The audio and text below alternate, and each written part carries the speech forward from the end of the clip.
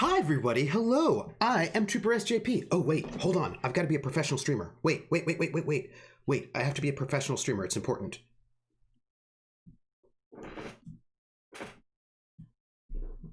There you go. Because professional streamers have colored lights in the background.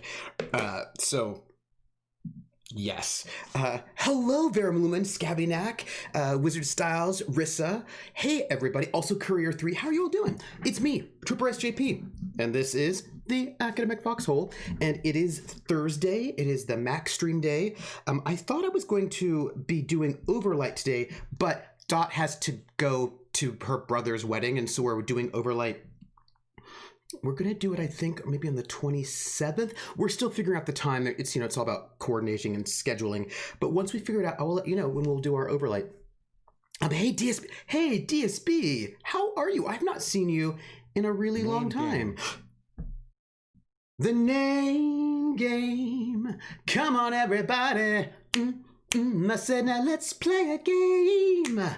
I bet you I can make a rhyme out of anybody's name. The first letter of the name, I treat it like it wasn't there. And then a B or an F on M will appear. And then I say bo at a B, then I say the name, then banana, fanner, and fo. And then I say the name again with an F, very plain, then a fee, fi, and a mo. And then I say the name again with an M this time, and there isn't any name that I can rhyme. Half-housed hermit, half-housed hermit, half-housed hermit, bo, half-housed hermit, banana, fanner, fo, half-housed hermit, fee, fi, mo, half-housed hermit. Half-housed hermit. Name game. Ooh. Barentor, but if the first two letters are ever the same, I drop them both and say the name. Like Bob, Bob drop the B's, Bo, Ob, or Fred, Fred drop the F's, fo, red, or Mary, Mary drop the M's, mo, airy. That's the only rule that is contrary. Barentor, Barentor, Bo, Erentor, banana, fanner, fo, Farentor, fee, fi, mo, Merentor. Barentor, Hey everybody, got a little hype train going on. That's so exciting. Hey, Half-Arst says I have 5 minutes before I have to run tech, but I love you all. I love you too, Half-Arst. Thank you for the resub. That is so nice. You've been subbed for like 1,000 gazillion years. And also, Barentor notes, Woody Woot, this is a hoot. And it is a hoot. Hey everybody. I got an emote thanks to your subscription, Barentor. So thank you. I'm gonna thank you right now. Thank you for the thing. Yay! I like the yeah. So did I summon a Maggie? Did I summon a Maggie? Yay! Oh, say hi to Maggie, the little Maggie cat. Hey, but Tripper, tell if the first two letters are ever the same. Is there a contrary rule? But no, but that is the contrary rule. See, Courier, that part is the contrary rule. I will be here more often once season is over, but I hope you don't freeze to death. I'm gonna play the game when. I mean, it'll happen, and I hope I don't freeze to death either in the game or in real life, because I just feel like there might be freezing to death. I don't know. I've never played The Long Dark. I don't think I've seen it played, and all I know is this weird disclaimer I'm singing before the game even starts, which tells me that there's something going on that seems exciting to me. Yeah, that's right, Polished. Hey, Polished, welcome in. We are currently almost going to play The Long Dark, which I'm really going in completely. I've never played it at all. I've never played it. I've never seen it played. I've just heard good things about it, but also vague things. Like they're like, oh, it's like a survival horror game or something, but there are no zombies. And I was like, I don't know. So I have no idea, except that apparently there's snow. I have no idea what this game is about at all. Just that I think it's a survival horror game, but there are no zombies. Maybe it's not even a horror game. Maybe it's just a survival game. It's a game. It's called The Long Dark. I think it's about a dark that's long. I don't know. Maybe it's about night. Maybe you're sleeping overnight somewhere, and it's like you're having a picnic, like an overnight picnic trip, and you tell stories with friends, and then there's friendship, and that's what the game is about. Maybe mostly snow, wolves, and existential dread. Oh, see, that sounds good. Which should I changed the label though I did change the label, so it should say something different. Rissa, I did change it from Infectious Madness of Dr. Decker to The Long Dark. I changed it before I went live, so it should be good. It should be. It should. Snow Wolves and Judge Dredd. Uh-oh. I can see I got lost in the crowd. So hi, Trooper. Hey, Krellin, how are you? You'll be lurk if you want, but here's the thing about lurking. Nightbot will find you. You know how Nightbot is. I'm just saying. Dr. Decker's amazing. I'm really excited about Dr. Decker as well. I was going to do it, but then I realized that I have a giveaway code for The Long Dark, and I thought since I have a giveaway code for The Long Dark, I should probably just play The Long Dark and then give away The Long Dark, which is, by the way, the giveaway for today. I feel like I'll do Dr. Decker after The Long Dark, also because we're in the middle of a snowstorm right now, so I thought it would be relevant. Is Werewolf Judge Dredd? Oh, it kind of be scary, but scary in the way that being completely alone in the dark is great. Oh, yeah. Nightbot. Almost play The Long Dark. That's Polish. That is what I mean. I was just thinking about you, Polish, by the way. Polish. I was thinking about you. Because I was just thinking about, and also, I was thinking about you too, Half-Harsh Hermit. Because I was doing the, I'm not doing it yet, but I started doing it even though I shouldn't be doing it. By the way, I'm going to be singing a song.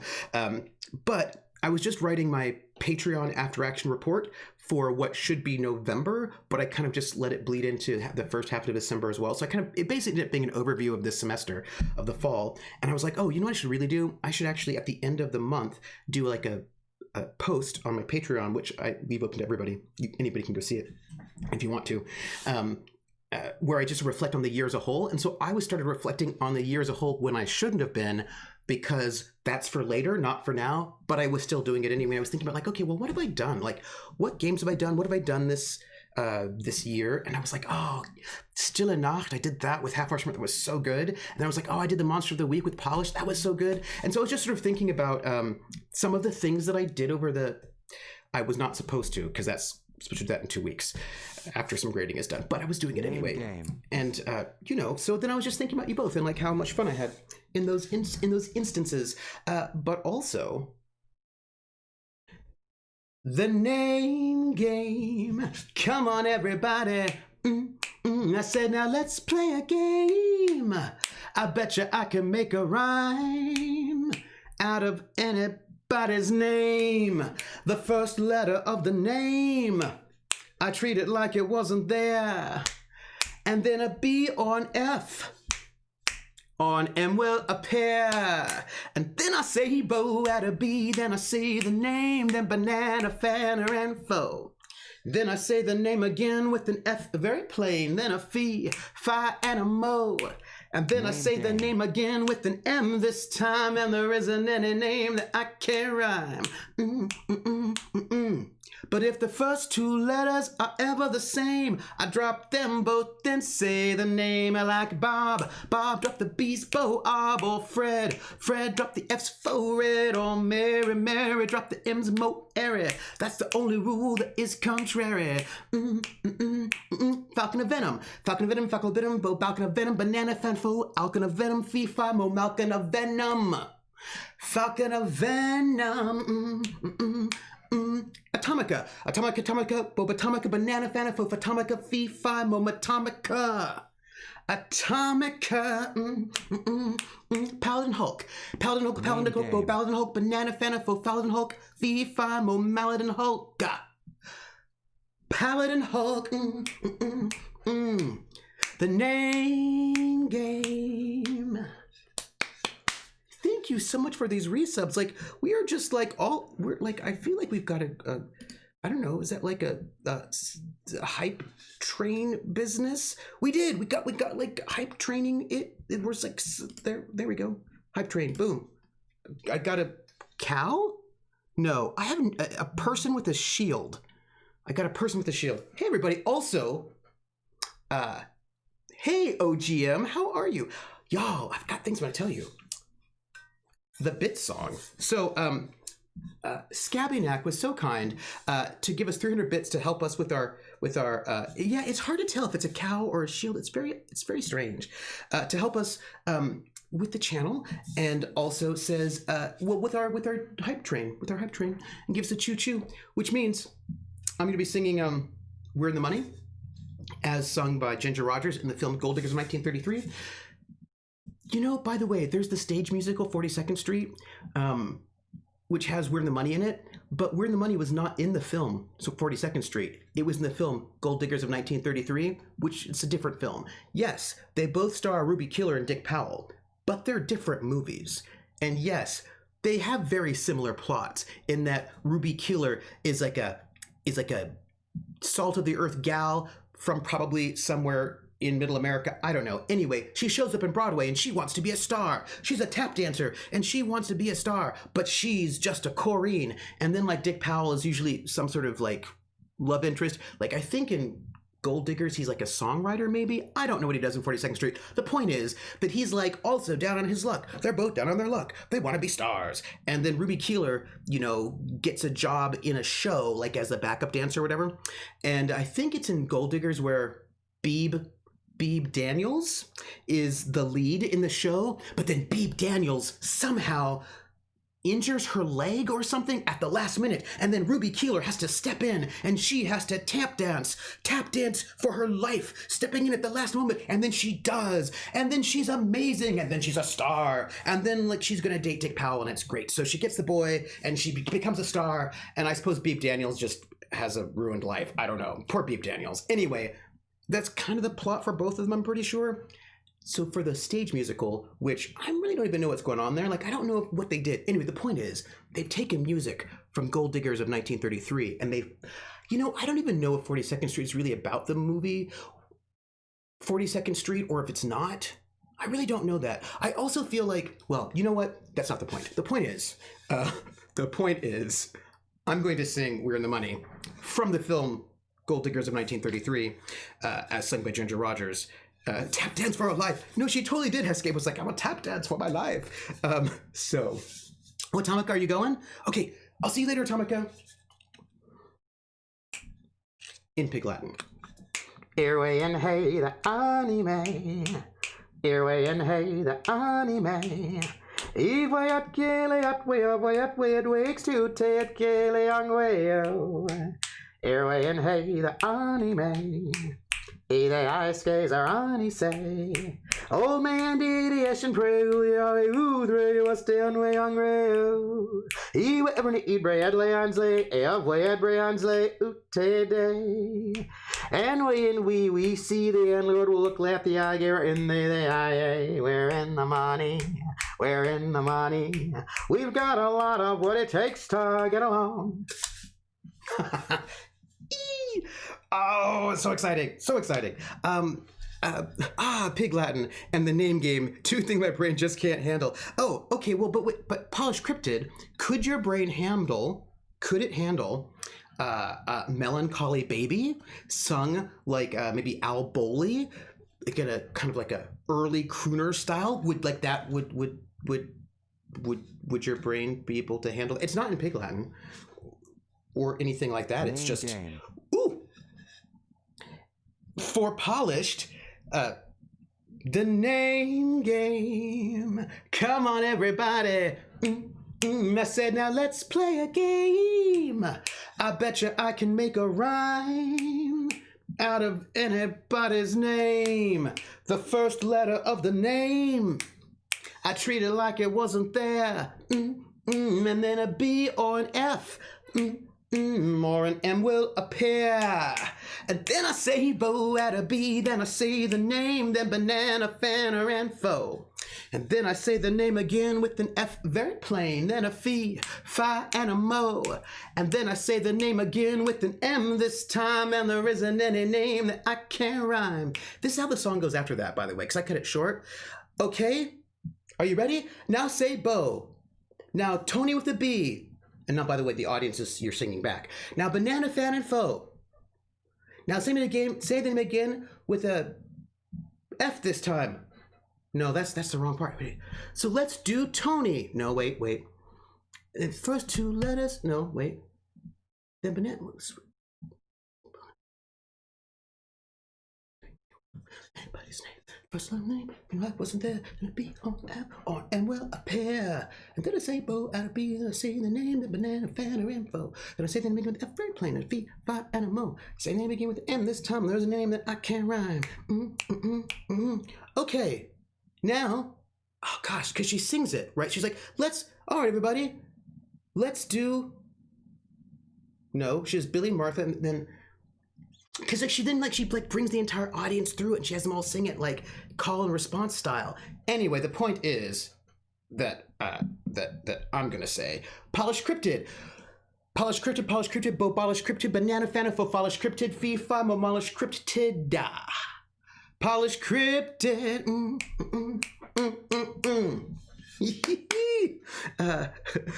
We, the audience, as trained to say swiper, no swiping. Wait, are we going to do Tony the sexy way or the mafia way?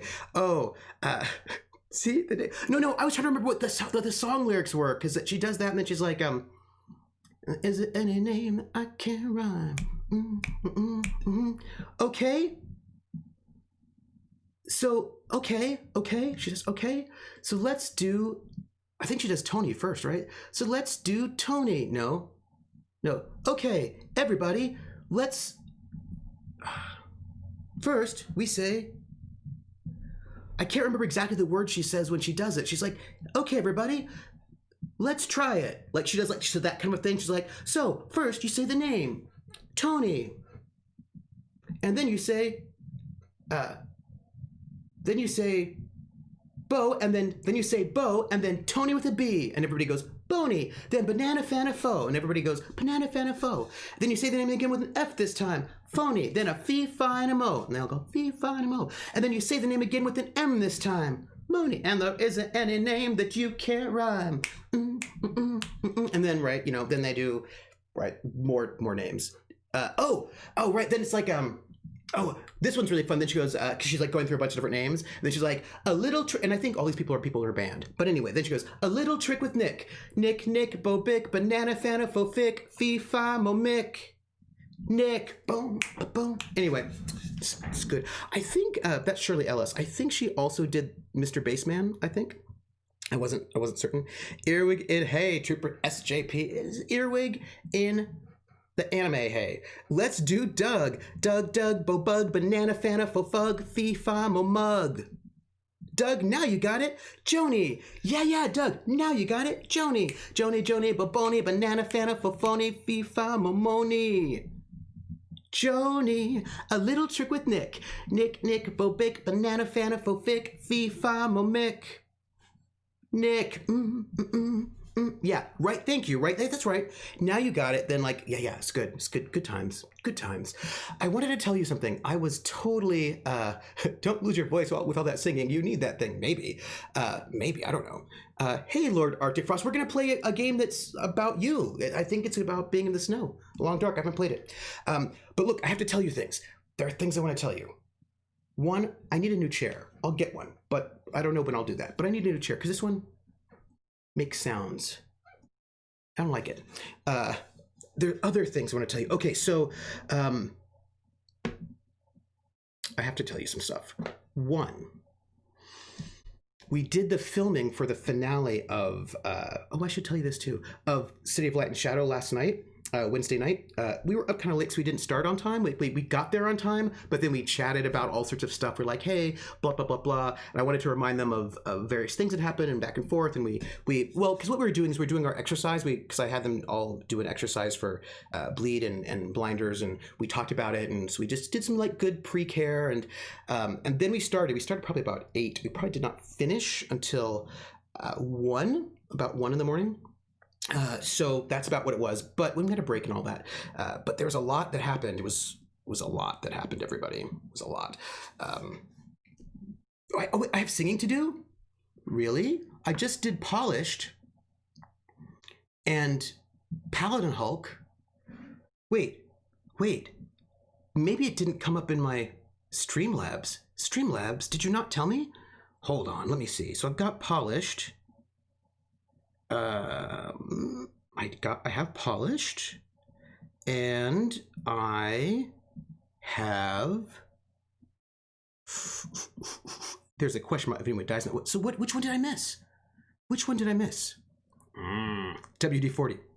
I'm going to play a musician in an RPG in the new year. Ooh, I need some advice. The plan is to have him be an artist exploited by the industry, their work stolen and used to enrich another artist. But I'm not sure what genre of music they should make. Is there a genre where this sort of thing is more common? Pop? What time period? When is the game set, PH? And I will give you that answer. I will give you a great answer, but I need to know what decade what decade it is from. Do I need spoilers? Does anyone die in the last episode? Asks Trooper. See, Polish asked me the same question I was going to ask. See, Polish knows. Do you mean PCs or NPCs, Krellin? That's the question. PCs or NPCs? That's what I want to know. Is it VOD or on YouTube yet? Lord Arctic Frost. It is. We're going to air it live in the normal time frame, the normal Friday time frame, and I'm getting a one-person overlay from Iffy, which I will use. So I will show up and I'll be like, "Hey, everybody, here I am," and I'm going to introduce the episode, and then then we'll do the first half of the episode. I'll come back up again and say, "Hey," we'll introduce the giveaway. And then I'll read tips and bits, and then we'll do the break, which will be radio broadcast, which is the other thing I want to tell you. Don't let me forget radio broadcasts. Then we'll go back into the second half of the show, and then I'll come back up at the end to say thank you and read tips and bits and, be a little sappy. So it's going to be a hybrid of recorded. The show itself is recorded, but I'll kind of like host it live, and I'll be in chat, of course, and there might be other people in chat. I don't know. We'll see. We will see. So it's like a mix. So it will be live on Friday, but recorded, pre-recorded live. You know what I mean. Wait. I did do one of the earwigs. Who is the second earwig for? Because I only see Scabbynack, and I did the Scabbynack earwig. So did I miss one? Who did I miss? Because I feel like there's a second one that came in and it did not show up in my Streamlabs, and I want to be able to like name the person who I'm thinking because it's not there. So my character's a ghost looking for any decade. Oh, if that's the case, PH, then I have got a lot of thoughts for you on that one. Oh, anyone. If you mean anyone, yes, people die. Yes, if you mean anyone, people do die. That is a true statement. Yes. Many people die off screen actually in the final episode, because we're at that point in time in Paris's history. We are in that time, but we also have a death on screen, and it was tight. Let's see. I'm so nervous and so sad. Oh, but so here's the thing. It's not the deaths that are the biggest deal. I mean, those are things, but like, wow, there's some things that happen. Trooper does riff tracks, but it's educational win. Yeah, it's hosted viewing is what I'm going to do.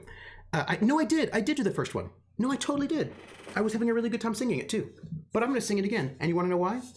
Because I like a good excuse to sing it a second time. Because I do. Oh yeah, I was going to ask Polish if she wanted to hear Melancholy Baby.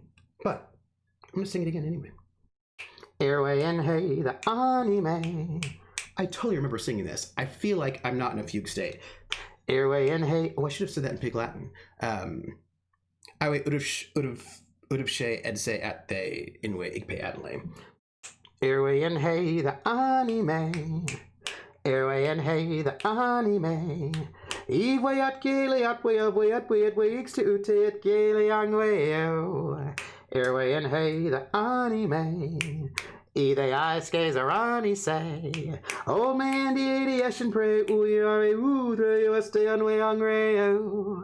Ewe ever eat bread lay on slay, of way at Brian's lay, oot day. And when we see the end Lord will look at the eye in the eye, we're in the morning. We've got a lot of what it takes to get along.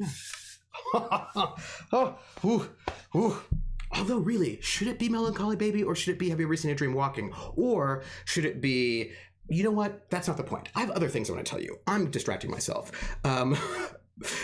Really, I really felt like I sang it. I must have been in a fugue state.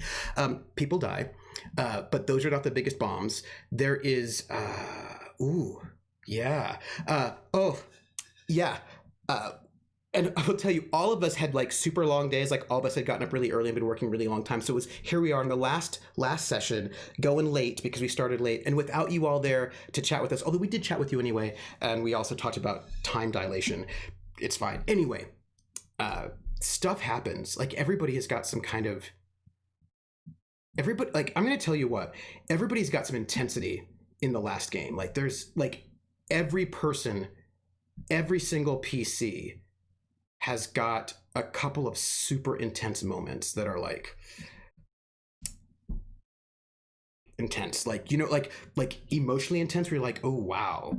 And yeah, so yeah, that's what's up. Have I picked a Patreon song? Ooh, Rissa, will you put that in the bunker so that I will remember for a Patreon song? That would be excellent. There are times when you worry me, Trooper, but even those times are amazing. Sometimes I worry myself. I presume there's a lot of trauma rolling over to season 3. Wait. Carla, I'm sorry for the spoiler that stuff happens. Yeah, thank you. No, there's some really intense scenes, and I'm really excited for like one of the last scenes that happens, and like we have this sort of like big last scene and then an epilogue. And I will tell you what, there's a legendary roll, a +8 that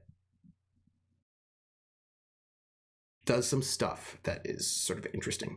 Anyway, I might hang out on for the VOD, so since I'll be in work tomorrow night. Oh, it won't be allowed to cry.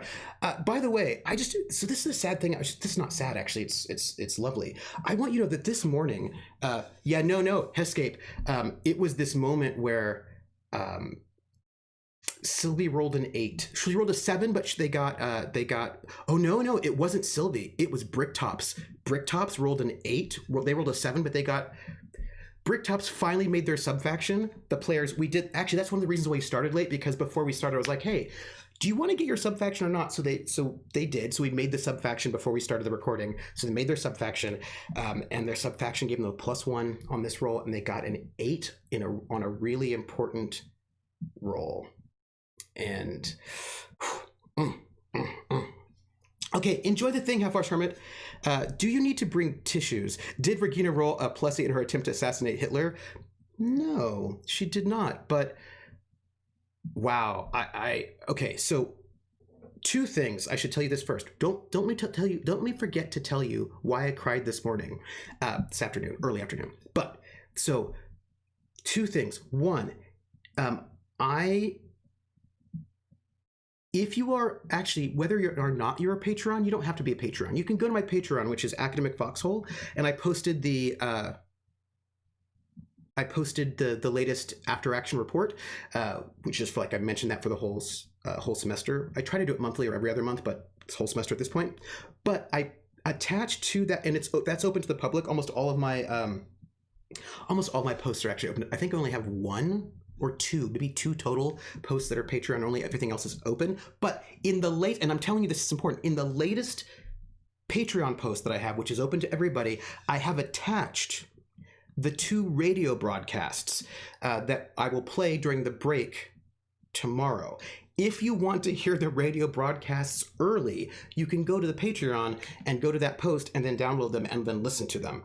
And you can find out how both Radio Paris and Radio London reported on the protest that happened the night before, because we pick up the game with everybody coming home at really, really early in the morning, everybody coming home and sort of dealing with where they slept the night before and how that all went. But I'm going to play those radio broadcasts during the break, but if you want to hear them ahead of time, then you can go to Patreon and you can download them and you can listen to them. So that's what it was. So I think that would mean no season 3 unless you conceded. Well, once you roll, you cannot concede. There's no concessions once the dice hit the table. That's a note. There's no concessions before dice hit the table. I think you'd also need more than an 8 to do that, at least from Paris. That is also fair. There should be a good link. I think it's just Patreon, ! Patreon. There we go. Thank you. So yeah, you can just go there and you can get the audio. And I don't know if I can do this. I might be able to do this. This is a thing that might be possible. I'm not certain. There's a question for it, and that is that during the break and in the break tomorrow, I'm going to play you all the audio, the 2 radio broadcasts that I made. But during the break in when we recorded it on Wednesday, the players were listening to the audio, and I might be able to do this, not for tomorrow, but maybe I can put it on Patreon or whatever. But you want to know what the best thing was ever? So like they're all listening to the audio like on their headphones, and we're doing stuff, and I'm just watching them listening to the audio of the radio broadcast, and I'm seeing their faces, and at some point they're like, what? And like their faces as they're listening to this audio broadcast is it's priceless. They had feelings about the radio broadcasts, and if I can sort of get like a clip or something of it, I think that you will find it amusing. We will see what we can do there. Yeah, it would mean. See, Krellin is correct. See, this is the thing. Krellin is not incorrect about these things. Just because you kill Hitler doesn't mean it's going to get better. Because then if you get like Himmler, if you get Himmler, that's not going to be great. Sometimes during a show, you have to go to the concession stand, but not after you roll dice. Good tip. Yes. There was something else. Oh yeah. So there's one other thing, and this right now is currently Patreon exclusive only, but it will not be forever. It's just that I'm a perfect. So this is what it is. I decided that what I would do is I put up a post for the Patreons to get a link to to get access to the campaign website. So if you are a Patreon, you can see the campaign website now. Everyone will be able to see it before season 3 starts. The campaign website is not finished. It's not ready yet. It's not ready. It's not perfect. It's not what I want it to be yet. It's like still so empty. It's not there. But I thought, you know what? The patrons will not judge me. They'll look at it and they'll be like, "Oh, this is not finished," and they'll not freak out. So they can see it if they want. But I'm going to open it up to the public right before season 3 starts, which, by the way, is going to be the beginning of February. So it's like 6 weeks. It's not long. So we've got a short amount of time before it happens. So is there anything else that I wanted to say? Oh yeah, I cried this morning. I want to tell you. And by the way, it wasn't this morning. It was like 1 o'clock in the afternoon. People directly supporting the show should get to see it first. I don't think anyone can be upset over that.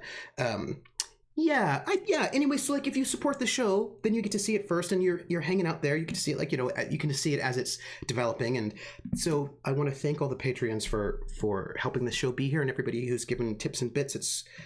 It's really meaningful. And do you have a confirmed start date for season 3? I do.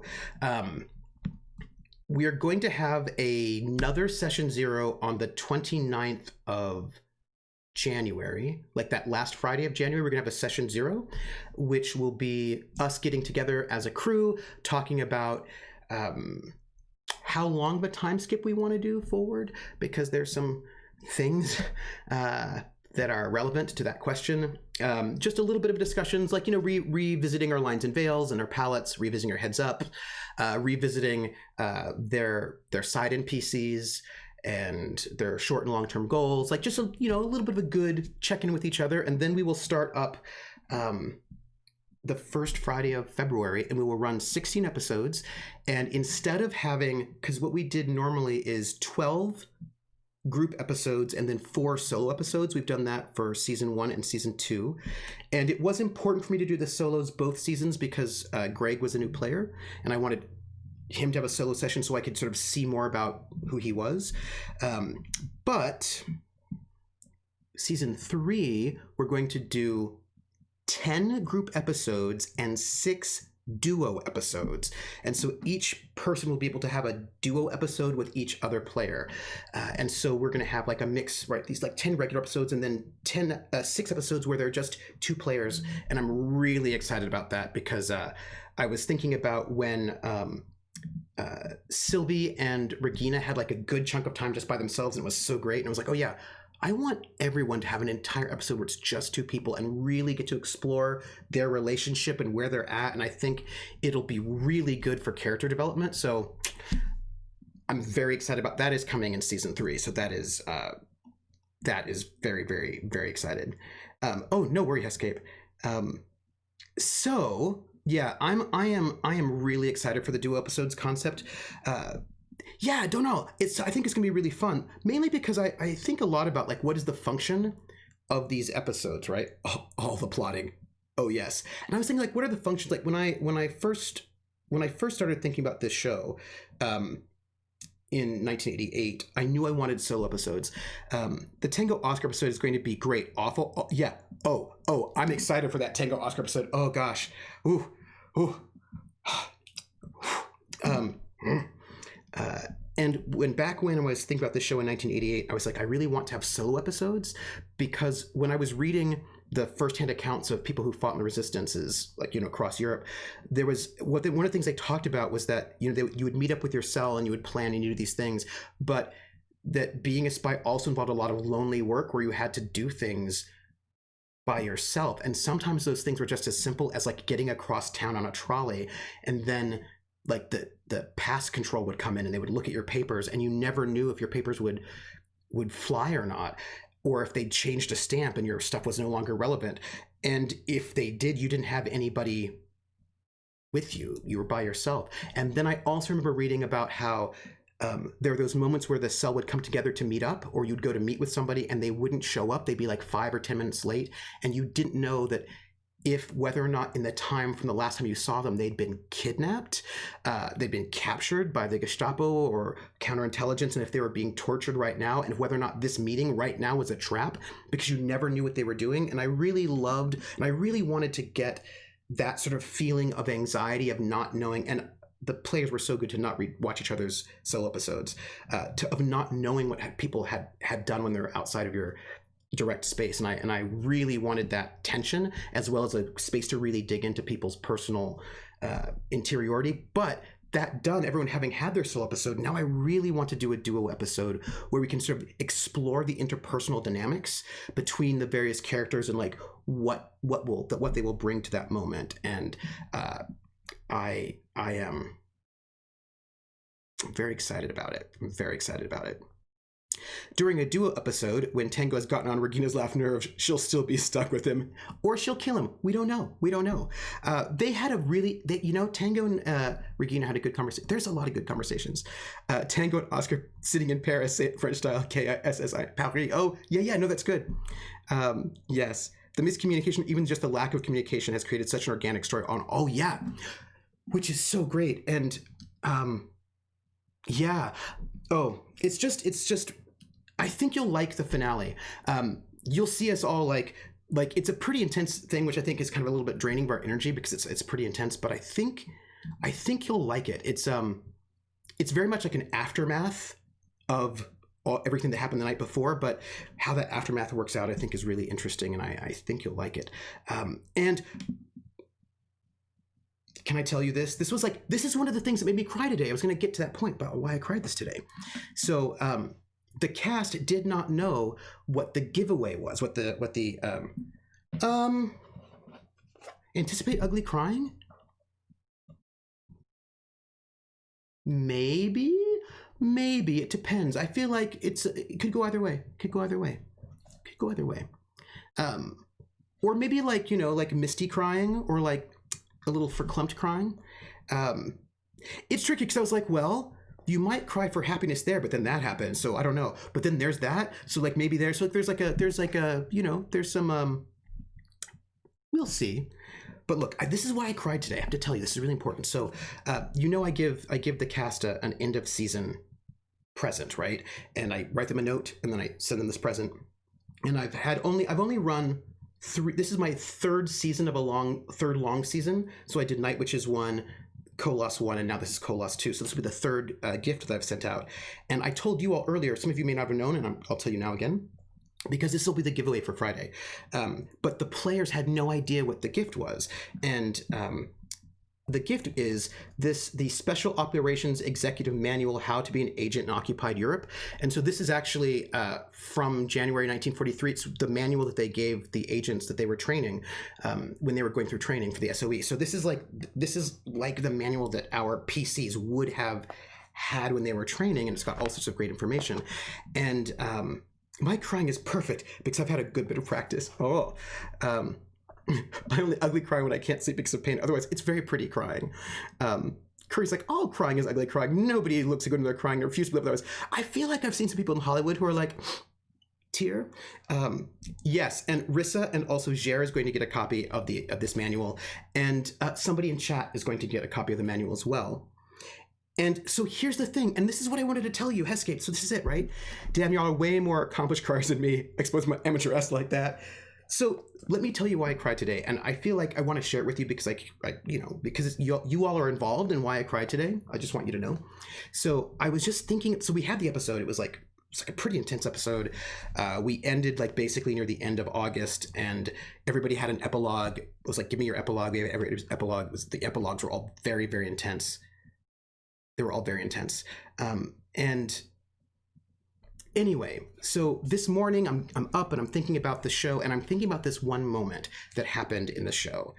And it was right when we're about ready to go to break, right? So we're about ready to go to break, and I, as past me, says, hey, we're going to go to break, and future me is going to pick up right now and run the giveaway, but I want to say what the giveaway is because the players didn't know what it was. And so I showed this book, and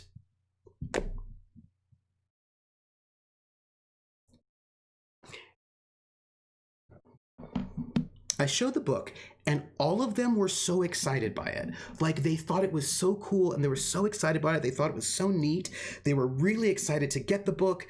They're like, I think Dot said, y'all, if you thought that Regina was hardcore, like, before, wait until I read this book. Like, and everybody was so excited to get it. And,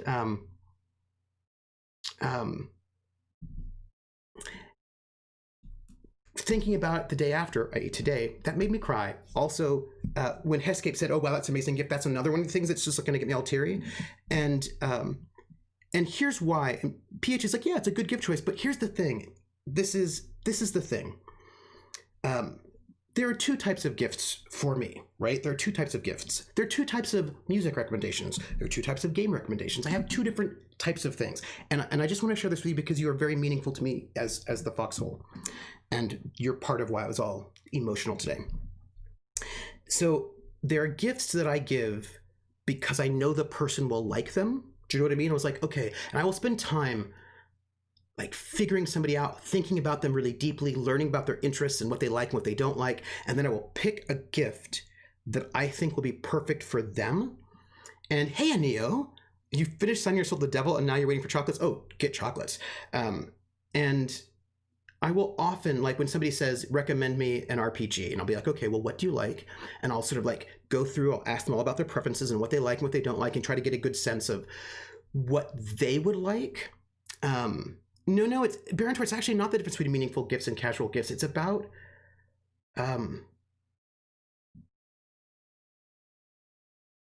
so I spend a lot of time thinking about what other people would like, right? And trying to pick the perfect thing for them, the thing that just is like the thing that is for them.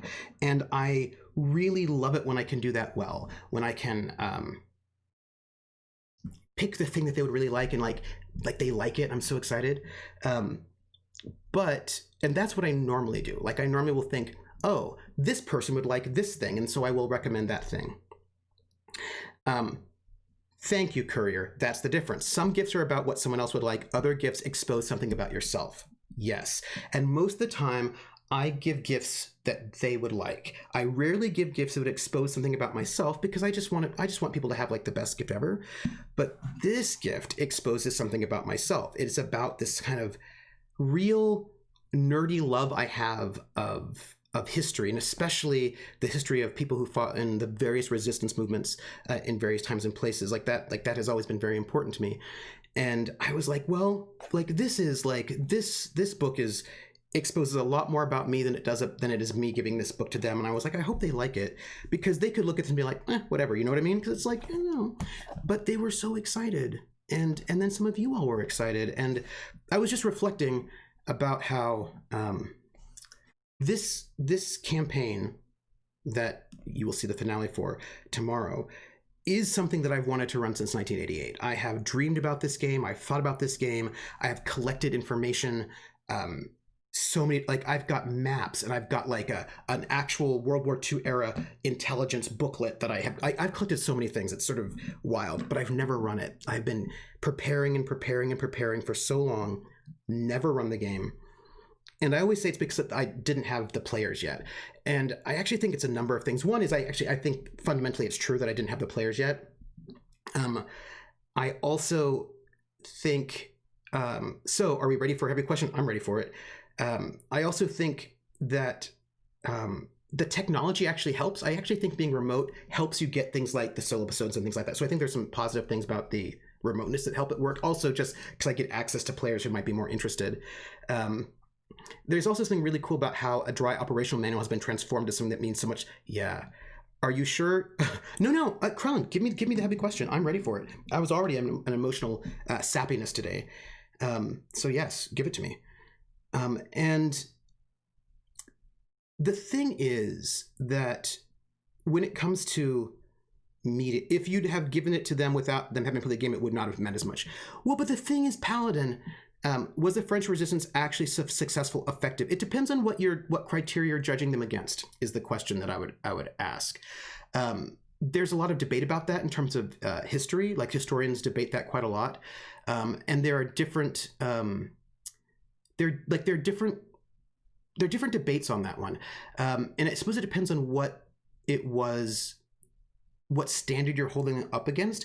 Were they effective in overthrowing the government? No, they did not overthrow the government, but that was generally not the goal of many of the resistance members. A lot of their goal was to make occupation painful, was to slow down productivity for the war machine, to make the German army itself less effective overall, and to, actually a number of things. Actually, there's a bunch of things that they did. So depending on what your goals were, I would say yes. If some goals would be no, some goals would be yes. So I think about, did the resistance end the war sooner? Probably not. Did the resistance throw several monkey wrenches into the Nazi machine? Most definitely, yeah. They reminded people that there was still resistance, that the occupation was something that could and should be resisted. But more than just that, they also saved people. Thousands of people were saved because of the resistance. They spirited people out of the country. There were just a lot of people who were saved who would not have been saved. And also, especially if you think about the resistance in a broad way, I cannot remember if this person were... I'm going to just say this and let's leave it out there and you'll think about it later. I can't remember if this person was from Belgium or from the Netherlands. I cannot remember which occupied country it was from. But the chief of police of one of the major cities in either Belgium or the Netherlands, I can't remember which country, I have to look it up again. He was tried for war crimes, for rounding up Jews in his country. And when he was up on trial for war crimes, for being in charge of rounding up Jews, a bunch of Jewish people came forward and testified on his behalf. And apparently what he'd been doing was that he had been secretly telling key members of the Jewish community that he was going to be doing raids like the next week. Like he's like, next Friday, I'm going to be doing a raid. So, I'm going to come in. And of course, he had to still arrest people, right? He had to do it. But he warned them so that basically lots of people were able to hide, and then he just wasn't able to find all the people. He still had to get people, or else it would have been bad. But so many people were saved. And there were all these little things that made a difference in certain kinds of ways, depending on what kind of difference you're looking for. Heskip says the resistance was good at undermining the Nazi regime. There was one thought that that the German armed forces that were heading off towards Normandy were actually slowed down by a couple of days because of resistance sort of blowing up train lines and all the various sorts of sabotage the resistance did around D-Day. That one of the reasons why D-Day was successful was because the resistance had basically just jacked up so many things that it was actually really, there was a bunch of troops were not able to get there in time at all. They got there eventually, but they got there really, really late because of the ways in which the resistance just sort of basically ruined the infrastructure. So that was really interesting. And follow-up question, were those things that were successful tactics of the SOE tactics or communist tactics? Oh, that's really interesting. I think that they're different things, right? Successful at different things. different tactics doing different things, and that's really tricky because, again, they had different goals, right? That becomes one of these things where there were different goals, and I think that each one of them were successful in different ways. They were successful in different ways, doing slightly different things, and it's interesting, right? It's interesting. Remember, Trooper's Game is in the very earliest bits of French occupation. Lots of changes. Like, oh, we're going to get a lot of changes pretty soon.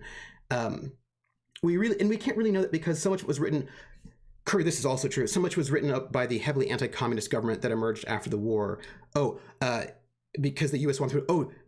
Curry, it wasn't just the U.S. It was in France specifically. It was de Gaulle, because de Gaulle was wanting to delegitimize his political opponents, really, right? So there was that was not just a U.S. thing; that was very much a French thing as well.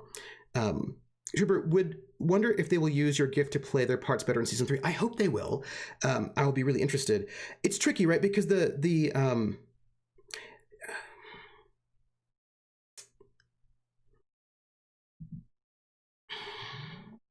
a lot of the SOE and then the de Gaullists, they were doing intelligence work for people abroad, right? Like they were trying to get information to... Now, the SOE actually operated in France a little bit differently than operated in some of the other countries, which is interesting. But they were trying to gather information to send to the Free French Forces or the British forces, right? So that they're doing... in many ways, the SOE was doing military intelligence work, right, for these armies, whereas the communists were fighting for themselves, right, in their location. So it's a little bit different. I will tell you what, though. We just get into this moment. I mean, this is a bit of a spoiler, but it's not like a spoiler. It's a spoiler that I kind of just speak over because we're kind of doing a little bit of we kind of go through about a week or so during the session. We do like one night and we kind of move forward a little bit and like do another night. So, but this, y'all know I'm being Socrates. Oh yeah. No. So, and there's a bit of a conversation between Regina and Tango about this. And that is, so when those protests happened on the 14th, right? Those protests that happened, Coldrex, I can't wait until Friday's finale, getting it in early. Thanks so much for making super creative game. Oh, thank you. It was fun to watch, but also spurring me to dive in. Oh, thank you. Thank you. History is often written by the winners, and that can be a problem as they have the ability to rewrite history, which they do. They do. So what happens, and I can tell you a little bit more detail right now because, it goes a little bit quickly in the game tomorrow. But in those protests that happened on the 14th, which happened in real life, they weren't a cover for a heist for the Louvre when they happened. The Gestapo opened fire and started shooting at people. And I believe it, and then the very next day, General Otto von Stuppnagel, who was the commander for the occupation forces in France, was like, hey, just so you know, anybody who is seen aiding or abetting the communists in any way, will be subject to the death penalty. So that came out, and that was upsetting to people. So there was a lot of tense intensity. And then on the 19th of August, which was like 5 days later, on the 18th, Otto von Stuppnagel, who's in charge of France, goes on furlough and he leaves Paris, and his second in command is now in charge. And the day his second in command comes into, takes over for this time period, which is the 18th, that guy, Schaumburg, issues a directive to the soldiers saying, hey, soldiers, nobody's allowed to walk around in Paris without guns now, even if you're off duty, and you have to walk around in groups and don't hang out in Montmartre because it's a little bit too dangerous. So that happens on the 18th. On the 19th, the military administration in France executes two people, and they put up these posters all over the city knowing that they executed two people. And the two of the people they executed were protesters who were just protesters at this march. And they said, we executed these two people because they were aiding and abetting the communists because they participated in a protest march against the Reich. And then that was on the 19th. And then on the 20th was this huge roundup of about 5,000 people where they just rounded up 5,000 Jews, like between like 4,000 and 5,000 people.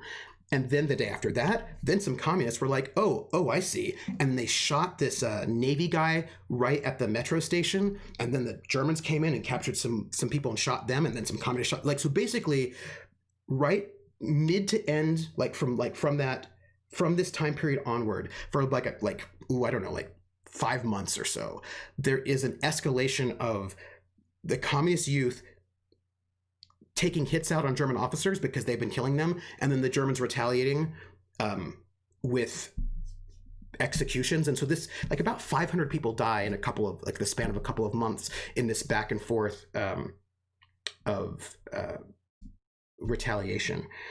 And this is without any resistance work. Yeah. And because I'm thinking about it and I'm trying to crowdfund some of that brain work. And what's interesting is that, we didn't talk about it because this is sort of off screen, and we'll talk about it later, I suppose. But on the 27th, which is pretty much a little bit after when our game basically ends, where the season ends, on the 27th, some communists infiltrate that, because there's French fascist volunteer forces are going to go off and fight, on the Eastern Front. And there's this big send-off at Versailles, which has Pétain is there, and then Laval and Deat. So these sort of officials and communists infiltrated that unit, and then they shot Laval and Deat. They shot them. It was an assassination attempt on, and Laval was the most pro-Nazi, anti-Semitic person in that government. He was super bad, and they shot him 4 times right there. This sort of the equivalent of I don't know, trying to assassinate Himmler or whatever. Or Goering. Goering is better. Anyway, they shot him 4 times, and Deat was fine, but Laval went to the hospital, and he almost died. He didn't die in real life. I don't know if he will die in the game or not. I probably have to make some rolls off screen to find out what goes on. It's hard to kill people in Fate, so maybe not, but we will see. But the point is that they were serious about doing a little bit of bombing, doing a little bit of assassinations, hitting back. But it caused a lot of, and can I tell you a backstory thing? It's interesting. This is also part of the push for the Nazis to start running more bodies. Yes, right. So the Nazis then use that as they basically call all Jewish people communists, and they use that as an excuse to round up more people. But here's what's interesting about that, and this is something that has been alluded to in the game, but what things come out on screen sort of depends on what the players ask about. But I want to make sure that the seeds are there so they can know that it could be a thing to ask about. But what I will say is this: hey, Kitchen Bratlin, after a lot of this escalation that happens, right, with all of this you killed somebody and then we're going to go and take these hostages, and they started making sort of slightly stricter hostage rules. So one of the new hostage rules they came up with during this time was, rather than if a communist shot a German, we would before they would just round up 10 communists and then shoot the 10 communists. But the change they did in their hostage rules was, if a communist shoots a German person in your neighborhood, we will round up people in your neighborhood regardless of whether they're communists or not, and then we will just shoot them. So trying to really put pressure on people in the neighborhoods to turn people in and all of that. Yeah, we do a little bit of, we do a more I tend to do it mostly on screen, we'll do a montage. One of the communists in 1942 bragged about how the SOE bombings had killed hundreds of French citizens and the communist ones had killed none. Not factually true, but right. So right, not, but again, because also they would be killing collaborationists, right? But one thing I would say, this is really interesting, and this is something that has not come out in the game yet, because they've not been interested in that yet, but they'll find out. And one of the things is that also, this is a big question I have actually, but this is the thing. So these retaliations were coming, right? And these retaliations were being driven mostly by the SS and Hitler, right? So these retaliations happen, they do the roundup, they kill some hostages in response to these actions, and then Hitler's you need to go and round up 6,000 people. We want 10,000 people rounded up. We want 20,000 people rounded up, like really intense. And then the SS is like, yeah, let's go and like we need to kill lots of people. But the thing is that after the first couple of months, when this was happening, the general Otto von Stuppnagel's like, this is a bad idea. He wasn't all that excited about it in the first place. He wasn't like really excited about this hostage policy because he's like, I don't think this is going to be good for us as occupiers. If we just keep rounding people up and shooting them, that is going to make my soldiers unsafe because it's going to make people angry with us and they're going to attack us. And so he didn't really want to do it. And as things escalated and got sort of worse and worse, and there was more and more pressure from the SS and from Hitler, the political side, to sort of execute more people, he just started getting more and more resistant. He was like, this is just not working. We can't do this anymore. So in the end, there's a way in which some of the violence ends up getting sort of tamped down because Stuppnagel was like, I don't think this is a good idea. I think it's a bad idea. So that's really interesting as well. Night Witches. Courier. The first episode of Night Witches has visual glitches, although the audio is fine. But once you get past the first episode, which had to do with VRAM, then the rest of it should be fine. And I think you'll like it. I think you'll like it. I wonder how the number of German civilian casualties ranks up against the number of Japanese. That's a very good question. It's yeah. And it was really interesting because in the end, Stuppnagel pulled back, right? He pulled back from a lot of the retaliation and basically resisted the pressure because he just thought it was bad. Like he was like bad for his people. He's like, they're going to just target us. So let's stop doing this, which was interesting. And remember, during the entire war, there were more than 40 attempts to kill Hitler. Not all Germans were Nazis. Yes. And here's the thing that I know that the players don't know, which for me is very interesting. And this is something that I'm fascinated by to see. We have to work out how it's going to work out. We have to work it out. I don't know. There's a word for Germans who collaborate with the Nazi Party. Nazis. Oh, yeah. And here's the thing that I don't know. And it's one of the reasons why I set the game in 41 rather than 42, 43, 44. And that is, in 41, the power dynamic is not the same as it would be later. In 1940, 41, Stuppnagel is in charge of France. And I mean, so here's the thing that you may not know. The SS was not supposed to be in occupied France in the first place because they're like political secret police, right? They're like, this is like a military operation. This was supposed to be just like military forces. So they were not supposed to be there. They were not authorized to be there, the SS. But Himmler wanted his people there. He was like, I don't care what I'm allowed to do or not allowed to do. I want people there. And so what he did was he sent in a group of like 20 undercover SS people to sneak into France and set up an SS office in an unauthorized way. And once they got themselves sort of situated, basically, we're here, and sort of like use that as a foothold in. But what's interesting is that then there is this real tension. There is this political tension between the military authority on the one hand, the SS, which is political on the other hand, and then also the State Department. So these are three really big factions that are having really intense ideological struggles with each other in the beginning of the occupation. And when I say intense struggles, I mean a lot. For example, the German military were the ones who were supposed to confiscate art, and they were supposed to confiscate it in order to make sure it doesn't get bombed or like they're supposed to preserve it.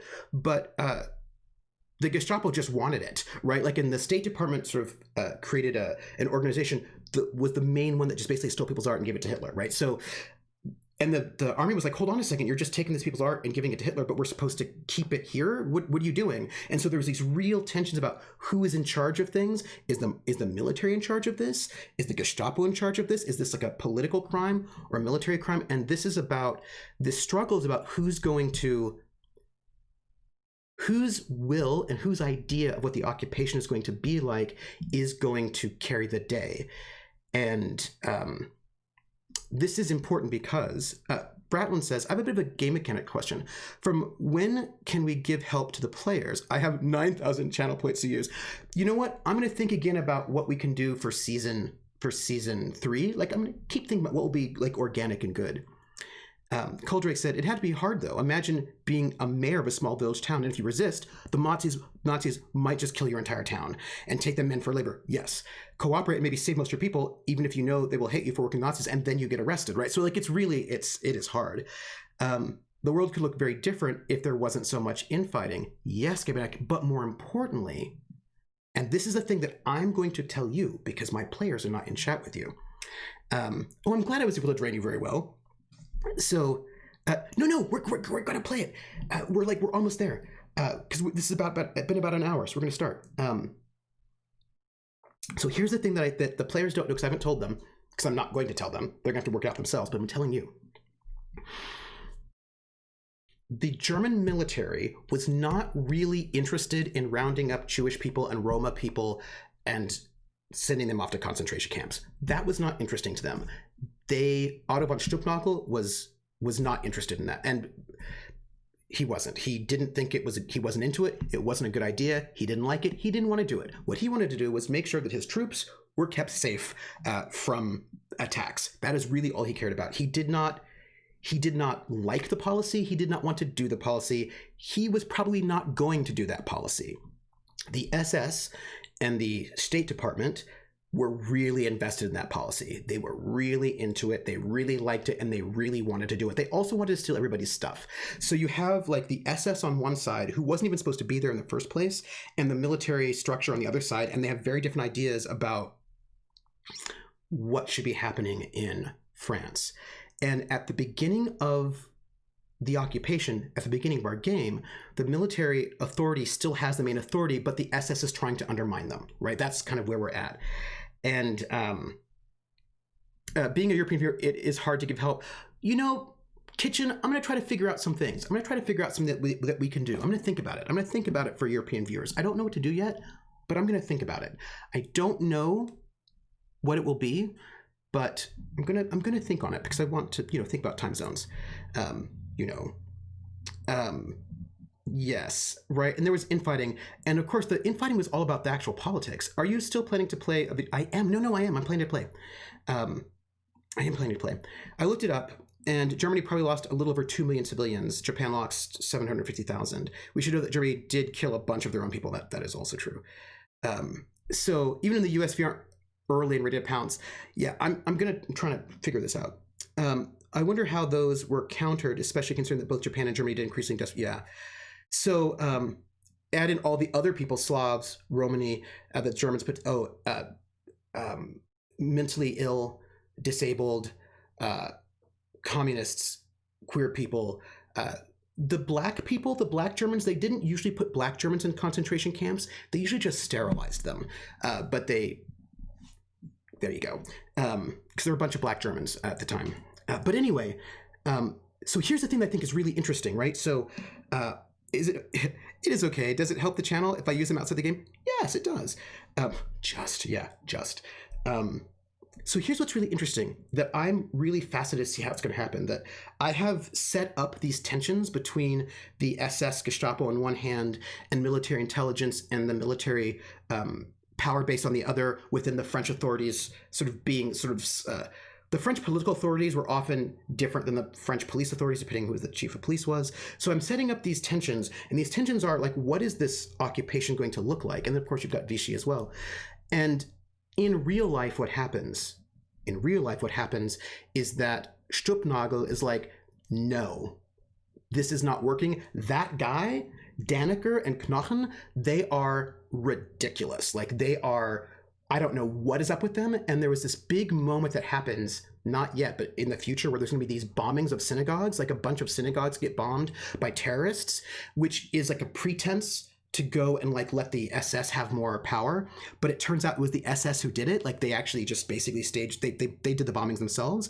And I believe Stumpnagel basically calls them out. And Stumpnagel was look, I cannot work with them. They are that. And Stumpnagel loses this fight, and he gets basically kicked out, and he's replaced with his cousin, the other Stumpnagel. And so there's this big power play between basically military intelligence, including Canaris, who's actively plotting to kill Hitler at this moment. Military intelligence on one hand, and the military authority and the SS, and there's this big tension that happens 42 about, and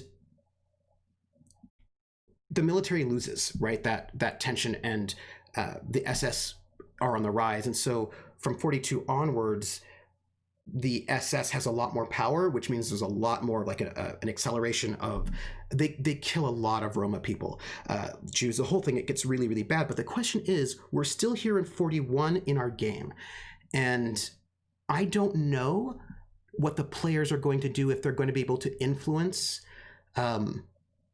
the situation, because we're in a game, a balance of influence, right? And there's so many things that can influence who is seen as having power or not, right?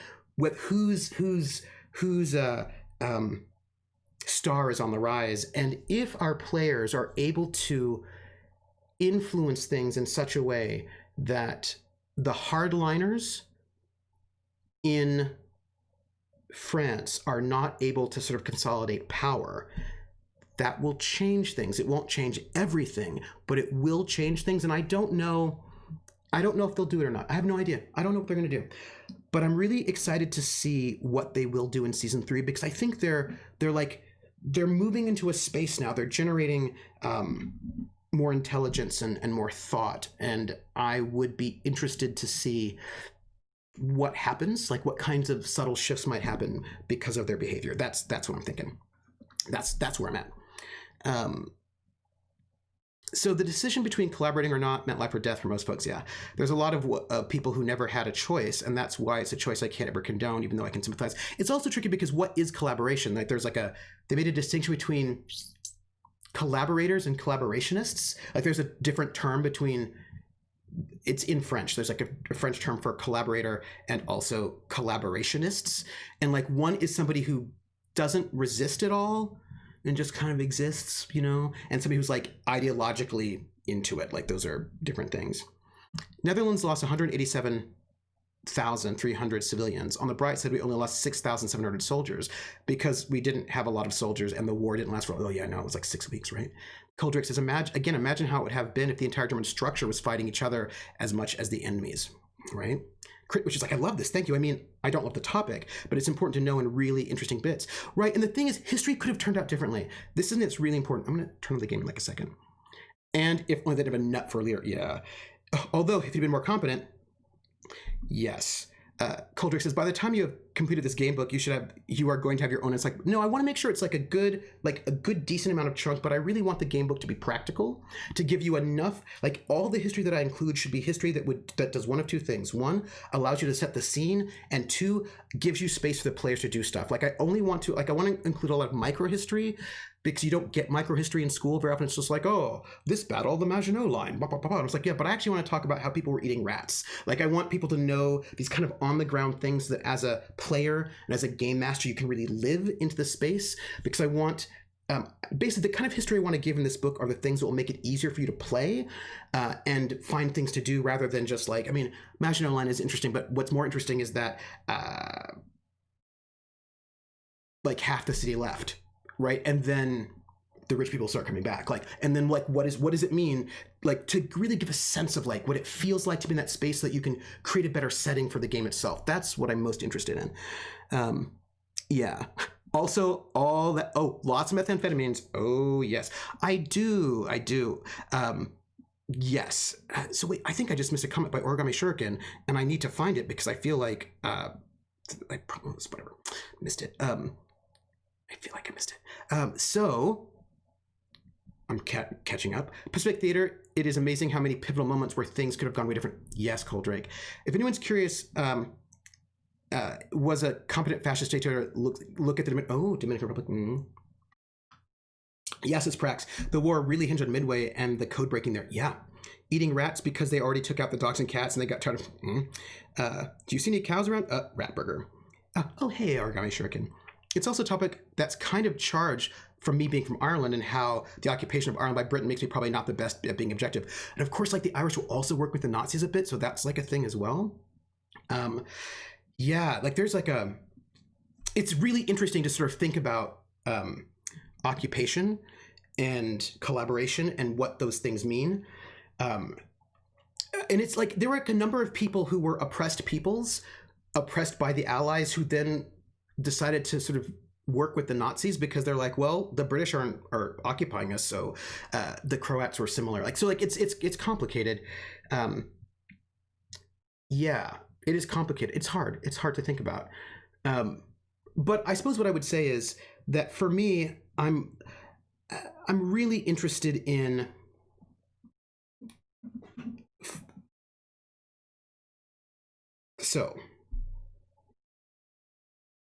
also, it was really unclear what the U.S. was going to do in terms of the war because, like, we were a little ambiguous for a while. It's a little tricky. But I'm really interested in making sure that people understand that history is not fixed, right? Like, this is from a book. Game.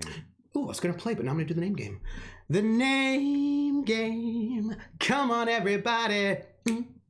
I said, now let's play a game. I bet you I can make a rhyme out of anybody's name. The first letter of the name, I treat it like it wasn't there. And then a B or an F. Or an M will appear. And then I say bo at a B. Then I say the name. Then banana, fana, and foe. Then I say the name again with an F. Very plain. Then a fee, fi, and a mo. And then I say the name again with an M this time. And there isn't any name that I can rhyme. Courier 3. Courier 3, Courier 3, Burrier 3, Banana, Fana, Furrier 3, Fee, Fi, Memorial 3. Courier 3. Thank you so much. Wait. We got, thank you. So I was just going to say that so there's a book by Michael Brownstein. It's not his name, I'm sure. It's fine. There's an extra heart where he talks about, it's called Foregone Conclusions. And the whole point of the book is that he says we have this problem with history that very often we read history as if it were literature, where literatures have arcs and beginnings, middles, and ends, and they have foreshadowing. And so we often tend to think that there's foreshadowing in history. And he's talking primarily about the Holocaust, but broadly more speaking, he says, and the problem with seeing this as history as literature is what tends to happen is we end up blaming the victims for not seeing it coming. Or like, well, there were these signs, right? There was this foreshadowing. So why didn't you know that you should have left the country? Why didn't you know that this person was a problem, that person was a problem? Like, so basically the ways that we sort of, he calls it backshadowing, that we sort of look back at the past from our point of view and then judge the people from the past for not seeing it. But that presumes that history works on a line, right? That it is a foregone conclusion that we will go from A to B to C to D. It is a foregone conclusion that when Hitler was voted in, that then they would have bombed the Reichstag and then taken full power, or that this would not, that people would not have known about X or Y, and that wouldn't have come out until later, or this or this. And he's trying to say that that's just not how history actually works, that history is full of possibilities. It could go any number of ways. It might not have gone that way. It might have, but it might not have. And that by sort of blaming people for not knowing how it was going to turn out when it might not have turned out that way is super unfair and victim blaming and messed up. And he kind of wanted us in his book about history to really encourage us to think about history in terms of possibilities, that sure, there was this sign, but for every sign that comes true, there are like probably 20 signs that don't come true. And like thinking about history that way. And I've always found that very fascinating, very fascinating. Thought that was very, very cool. By the way, Trooper, I thought you should know that Brianna Joy Gray tweeted that Eleanor Holmes Norton should be verified on Twitter, and apparently within minutes. Oh, wow. You know, Krellin, I just have to ask, welcome back, Atomica. I really don't get what being verified on Twitter gets you. I don't think does it get you anything at all besides you just have a check mark on your name? Everybody wants to be verified on Twitter, and I just don't know what it does for you. I don't know what the point of it is, to be honest. If somebody could tell me what materially it does, then that, does it help you with against, what's the word? Identity theft? I don't know. What is that? I don't know what it's about. Courier says, also yes, Trooper, the way Ireland aided the Nazis through inactions and sometimes action, and the Allies will also pretend to be neutral, and Churchill threatening to invade, and de Valera basically becoming a dictator, and de Valera was definitely an anti-Semite, if not outright Nazis, but it's a lot. Oh yeah, but of course also there's some questions about some of the British monarchs, right? Why didn't you see all these 2020 hindsight clues? Yeah. Why didn't you just leave your home and abandon everything you know and loved? Said people who've never had to think about that. Yeah, right? Because that's a big step, right? The only real benefit of the check mark is so people can't be an imposter. Checkmate wins the game. Crown says it's supposed to be proof the account belongs to who. Oh, I see. Who it claims is and not someone else. Oh. But in reality, it's been a prestige thing since they unverified Milo Yiannopoulos for being Milo. Oh. Huh. Okay. All right. Yeah. And the thing is, so many times, do you know what I mean? So many, like, what if, was I talking to Prax about this? Prax, were we talking about this? We might have been. How, if things had worked out differently, Japan may not have bombed Pearl Harbor, and that would have changed things too, right? I mean, you know what I mean? Like, there's so many, and it's not like it was a foregone conclusion that they would. There were some hardliners who were for it, and some hardliners who were against it, and you know what I mean? Like, and we, Dot, where are you right now? Where are you at this moment? Are you still in Atlanta, or are you driving? Where are you? How have you settled into the place? Are you at your final destination, or are you not? Oh, you're at computer and working. That's fair. Kitchen, I'm more intriguing with the freedom and faith. Oh yeah. Stop talking about colas. We were just talking about colas a little bit. Dot. We were talking about history and how history is not a foregone conclusion. No, I have a full night's work and I'll be up at you'll be up at sunrise for the drive. Dot, I will contact you after stream. Yeah, we were talking about. Oh, Dot, I told them I didn't tell you. I was in tears today. Thinking about the game and like basically like not to get really Sally Field about it all, but how like you like me, you really like me, and it just got me all like I was like, you know, no, I was tearing up because like you were, because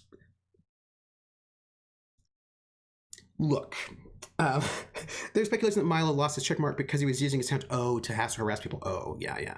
Oh, you pinged me on Discord. Oh great. Thank you. Yeah, no, I mean, because here's the thing, right? Look. What do you know when you play RPGs? Well, first off, if you play RPGs, you know you're a weirdo nerd and nobody likes you. Although it's 2020, so it's a bit different. But if you do play RPGs, for the longest time, it was like if you were going to play, you'd play D&D, right? That was like the only, like the 90% game in town. And it, you know, it's now like the 60% game in town. And then it was like, okay, well, you could play Vampire. People would play that with you. That's okay. Although people would still mock you for it, and then it was okay. But there were games that if you wanted to play them, you would not find people to play. They were hard. It was really hard to find those games. And yeah, I had to explain it to an immigrations official what Vampire the Masquerade was today. Yeah.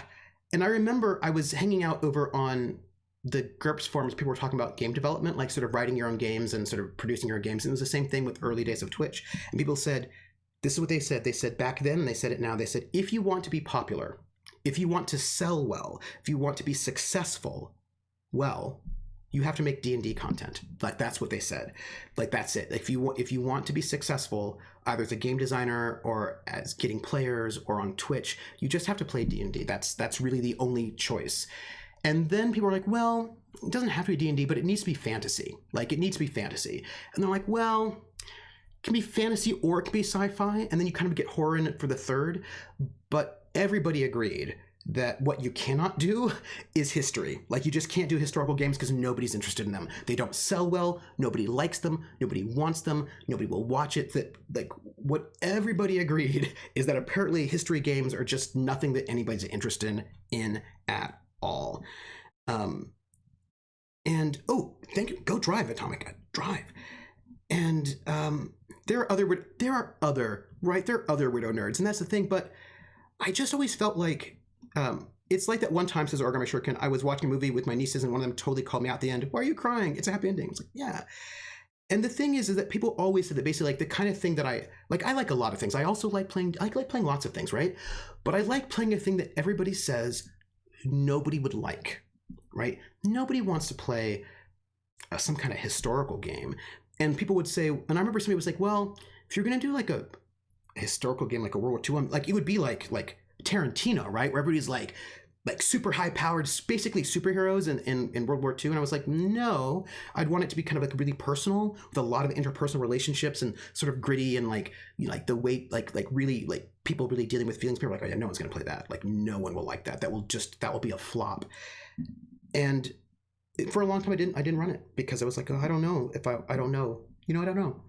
And I was just saying Traveler, and I was just saying this, I said this, Dot, you didn't hear it, I was saying to chat, that when I showed you all the season 2 gift, and you were all so excited, like you didn't think, oh, you know what I mean? Like you didn't think like, oh, what a boring nerd thing that was. You were like actually genuinely excited for it. And the chat here, like everybody who's been watching the show, you all have been really excited. And when the thing that you like isn't popular even in the unpopular things, and everybody tells you that that thing that you like just kind of is like, you know, like nobody's really into that and it will never do anything, and then to have people actually genuinely enjoy it, and not just because they're like your pal or your buddy, but because they actually really like it, when you've been told for so long that that is just not going to be a thing, it just made me like super emotional to think about it, to think about like to seeing y'all's players' faces when you saw the manual and you were really excited about it, and then like talking about like how far of a time skip we should do, to see chat like when Heskate was like, oh, that's so cool, and like to see you all like talk about like that amazing conversation about sniper rifles that happened in the Discord, and like the fact that you all had these really amazing discussions that show that you actually are interested, but like without being jerks about it. Like it made me really feel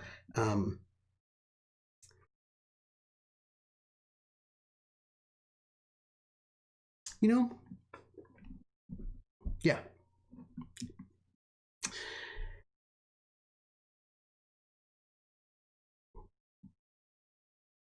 Superheroes in World War II. No, it has to be Cthulhu in the war. That one too, right? Don't ever be different, because that doesn't work. It never. Yeah, and that's the thing, right? Like I just don't conform. Like I just won't do it. Cuthbert and I have that in common, that I was like, you know what? Even if it's going to cost me bullying and trouble in my life, which it has, I just am not going to conform. But I always just sort of accepted that I was going to be who I was, and I wasn't going to conform. I just was going to have to deal with the consequences of that, and the consequences of that would be that, well, yeah, they wouldn't be good consequences. Werewolves versus Nazis, well, that could be a good campaign. That would be interesting. Prax, like, I know those feel so... Yes, thank you, Prax. And by the way, I loved being in your regiment game. That was so fun, being in that Napoleonic game, and I really appreciated you inviting me to it, so I really appreciated it. Oh, Dot, I love you too. Yeah, you don't have to do D&D. After seeing the numbers of viewers Table Story Pumpkinberry did with Nocturne and Gone, I'm a firm believer a good story defeats whatever system you're using. Yeah, I actually just think that quality and passion, right? I feel that's Trooper. Radical self-expression is one of my life values. Be the best you. Agreed. Yeah, no, and I need to watch more Vampire. Oh, yeah. And the thing I think about this is that, like, look, and I know that this has been the case for some of you all here in chat. Like, I know this. I know this has been the case for some of you here. That some of you have decided to do that radical self-expression, and then you paid for it. Dot and I have spoken about this, and I know Barontor we've spoken about. I know that some of you have had the same experience. Where, like, I was being myself. You being so authentic, you use what sucks people in the foxhole, right? Yes. And the thing is that, like, I was who I was, but that did mean things, right? It meant that, for example, I would never get cast in the lead in plays. They weren't going to cast me as the lead in the play. I think I got like one lead once, but mostly I'm going to be like a character role, because they can't see somebody like me as being a hero. So I wouldn't get cast as leads and things. And like, there are consequences, right, for when you are who you are unapologetically, and often those consequences are bad. People tell you that you're wrong, that you're strange, that you're a problem, that you shouldn't be here, that nobody likes you. People say mean things, you know what I mean? And because they want you to change. And I just wasn't going to do that. I wasn't going to change for them. I was not going to change for people who are mean to me. First off, that's just like point one. But then you also know, even though you're not changing for people, but you know that like a bunches of people are like murmur about you. And so having this show, City of Light and Shadows, and having it be received so well, because it's been received very well. Like, is that a donation we had last week? Like, that's like so profound, because it says that like, it's like this moment where you have spent your life doing radical self-expression, and like, you know, people are a little crappy about it. Like at work, right? Like in my field, people are like, what is it that you do? You do what? Trans studies and like voice work? Oh, what is that? That's not big. Like, and people like have talked full up smack about me to my face and also behind my back in a work setting, right? Like just dismissing the things that I do. And I've had that a lot, even in gaming spaces. And to have Kolos and have players who really care about the show, and they're not just doing it because they're my buddies, they're doing it because they care about it. And to have an audience, you all, who also clearly cares about it. I mean, I was willing, I saved up, I was willing to pay for this whole thing out of pocket. But like, I've only had to pay like about $200 or so, more or less. And you know, to have people who actually do. Yeah. I work in the arts and still people think I'm weird. Yeah, right. Latex and Slicky, why am I now remembering 10 pounds of sausage and 7 pounds casing and thinking how hard it must be to get... Oh, hey, Coldrake, lube. Either powder or lube. I would use lube. You use lube, and then also you kind of get used to wearing latex. There's a technique to it. But I will tell you this about latex. You sweat.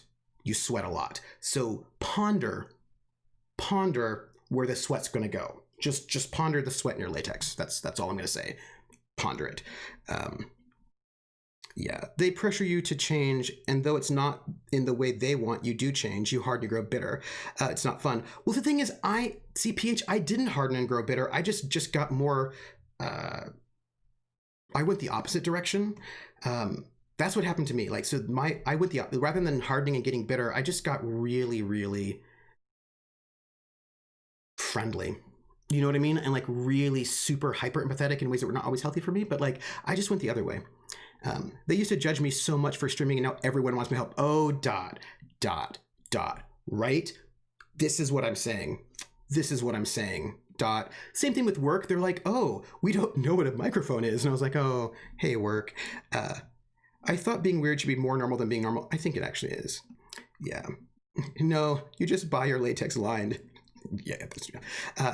Scabbynack, see, Scabbynack has worn latex. Scabbynack knows it goes in your boots every single time. All the sweat goes in your boots every time. I'm not ever going. Critwitch, latex shirts. I can recommend it. Just buy latex suits that are lined in a different fabric. I don't want to ponder it, but thanks for that, Troop.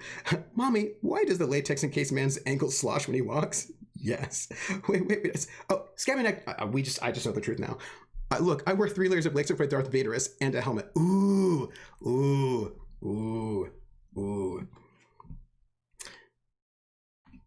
There's also a difference between kind of a, you know what, industrial rubber. I did that too, Trooper. Reach a point where I realized that being kind was the only way I could be happy.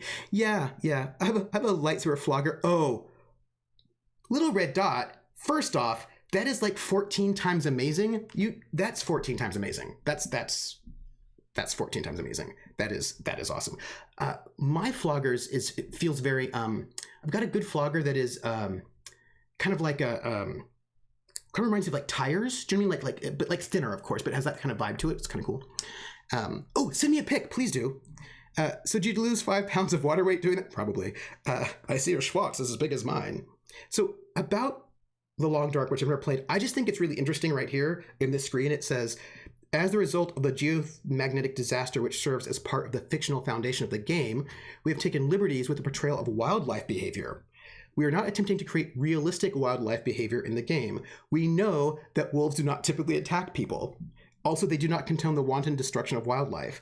The Long Dark is a survival experience, and we strive for realism in many areas, but it is not a replacement for actual survival training or experience in the wilderness. In the end, our goal is to provide an entertaining set of choices for you to play with safety. It is not a wilderness survival training simulation.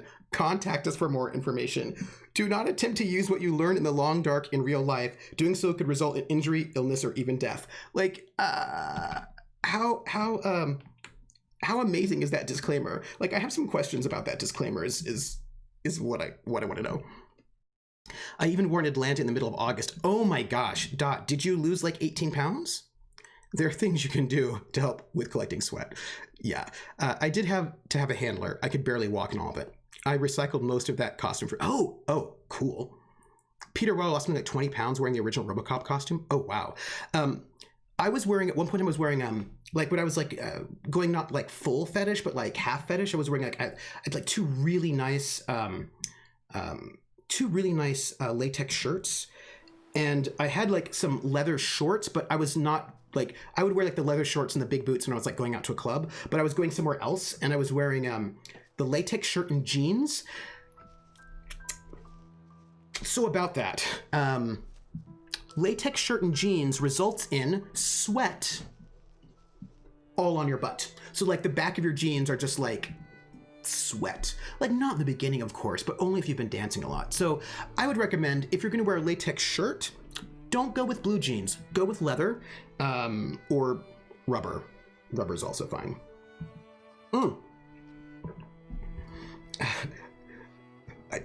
That's Krellin. See, I started. I was very good. Also, I feel like our no, I think we're good. Rubber and plastic in Dallas in summer. Listen, Trooper. The amount of people who attempt to pretend their experience with COD extensor opens, yeah. But the thing is, they don't know how. Is just PH. Good night, PH. No, Dot. I have never played the Long Dark, and I don't really know anything about it at all. The only thing I know about it is that there's snow and it's snowing outside. That's all I know about it. And apparently it's a wilderness survival game, but they're not zombies. That's like the sum total of my knowledge. Latex shirt and leather shorts, yeah. Now I don't feel so bad wearing my basketball net t-shirts while in high school. I didn't wear this in high school. Come on. I'm just saying I had a very exciting, my 20s were very exciting is all I'm going to say. This is one of your favorite games? Oh. Rubber is different than latex in that it breathes. No. Also, you're a little frimmy at the moment. Oh. Okay. Yes, let me adjust settings. Let me see. Yeah, I will do that. Yes. I find that rubber isn't as breathable. People who are allergic to, and also rubber clothing tends to be thicker. Oh, I love Prax's regiment story. Oh, 3 points. Atomic can do it. I love the regiment.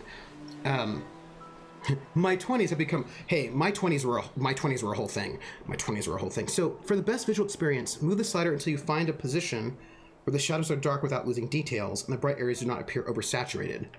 I don't. I mean, can we just go with default? Like, what is I don't know how dark we're supposed to go. Should we just stay default? I mean, right? I mean, I don't know. We're just gonna go default. That's fine.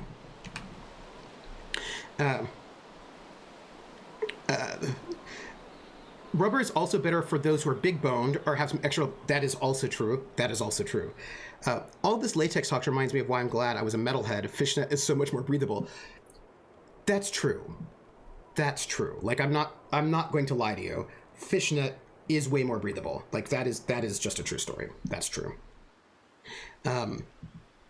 I love how the build up and you get to the end. It's like, wow, so that happened. Wait, is it really? If you think you can't rock latex and fishnets, you're wrong. That is true, you can. 3, in the time it took me to eat dinner, watch Bumblebee the movie, drive to my FOB for sleep, Prippers managed to get past the disclaimer screen. Boom. For newcomers to the Long Dark, which is me, we warmly welcome you to our community. Oh, thanks. Is this an online game? Please join our official Hinterland forums to discuss the game with other players, learn tips and tricks that will help you survive, and share your thoughts with the developers. Okay. Is this online? Also, by the way, we're going to do a giveaway of this game at the end of the stream. I don't think anyone would accuse you of that.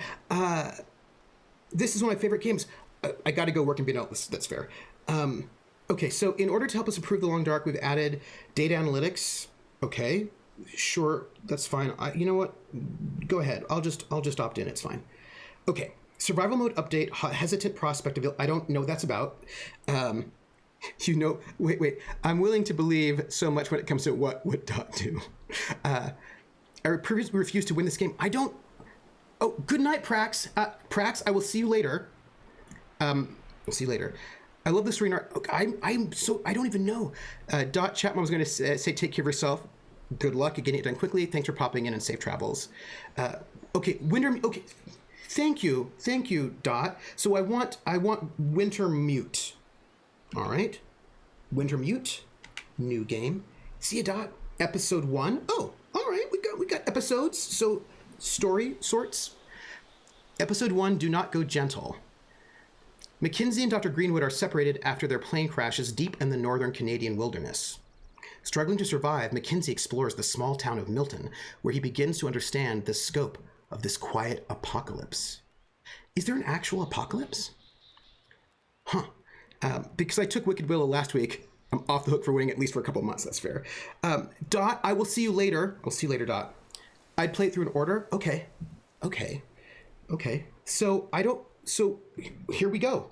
We're gonna just go. That's it. I have no. Okay. Green Survivor for new players. Oh, Dot, before you go, I need your advice. Dot. I need your advice if you're still here. So clearly there are 3 levels, and I almost always pick middle. So do I pick the middle? Is this a game where middle is fine, or because I almost always pick? If it's like easy, normal, hard, I almost always pick normal. Is this a, should I,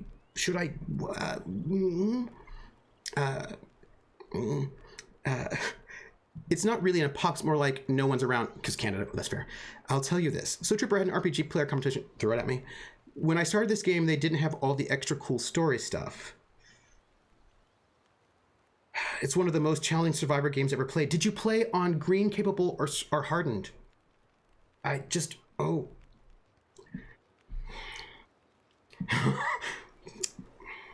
Well, you know what? We're just gonna go capable. That's what we're gonna do. We're just going in the middle like I always do. I always go middle, so we're going middle. Okay, imagine you got dumped into the middle of icy Canada and you're just trying to survive until you can find a means to find your way home. Middle will be fine. You'll die. They made a green version because it's hard. Well, you know what? You are all here with me, so we will check it out together. You're going to freeze to death at least a few times. Just accept it. Oh, okay. Well, I have a death command. So I have a death command.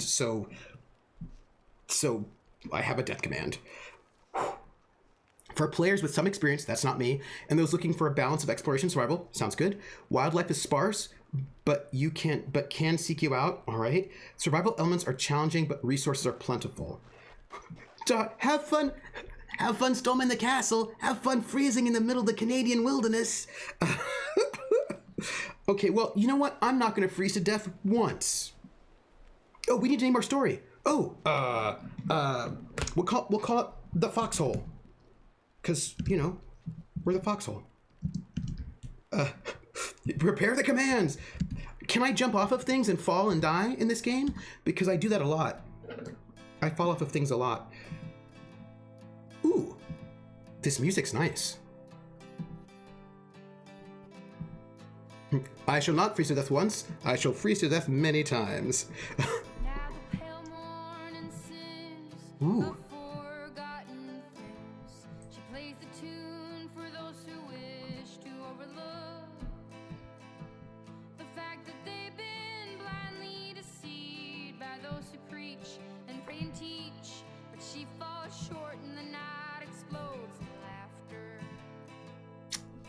I like this music. Don't you come here and say I didn't warn I hope they don't mute this. Oh.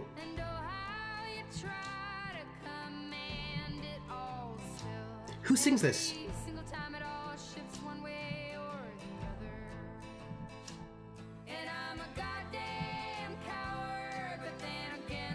Oh, of course, Baron. Yes, of course. I just need my cursor.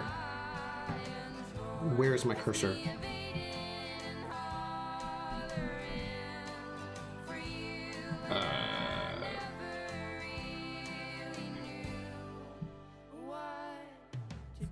Will somebody put that in Discord so I don't lose it?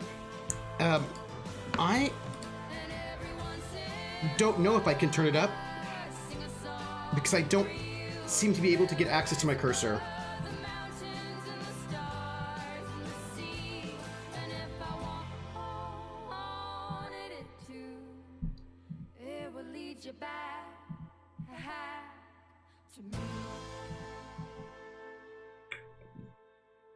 Y'all, I don't have access to my cursor.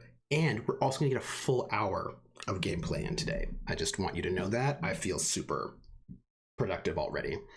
Also, apparently this is Dot's favorite game, and I really don't know anything about it, and I'm very excited.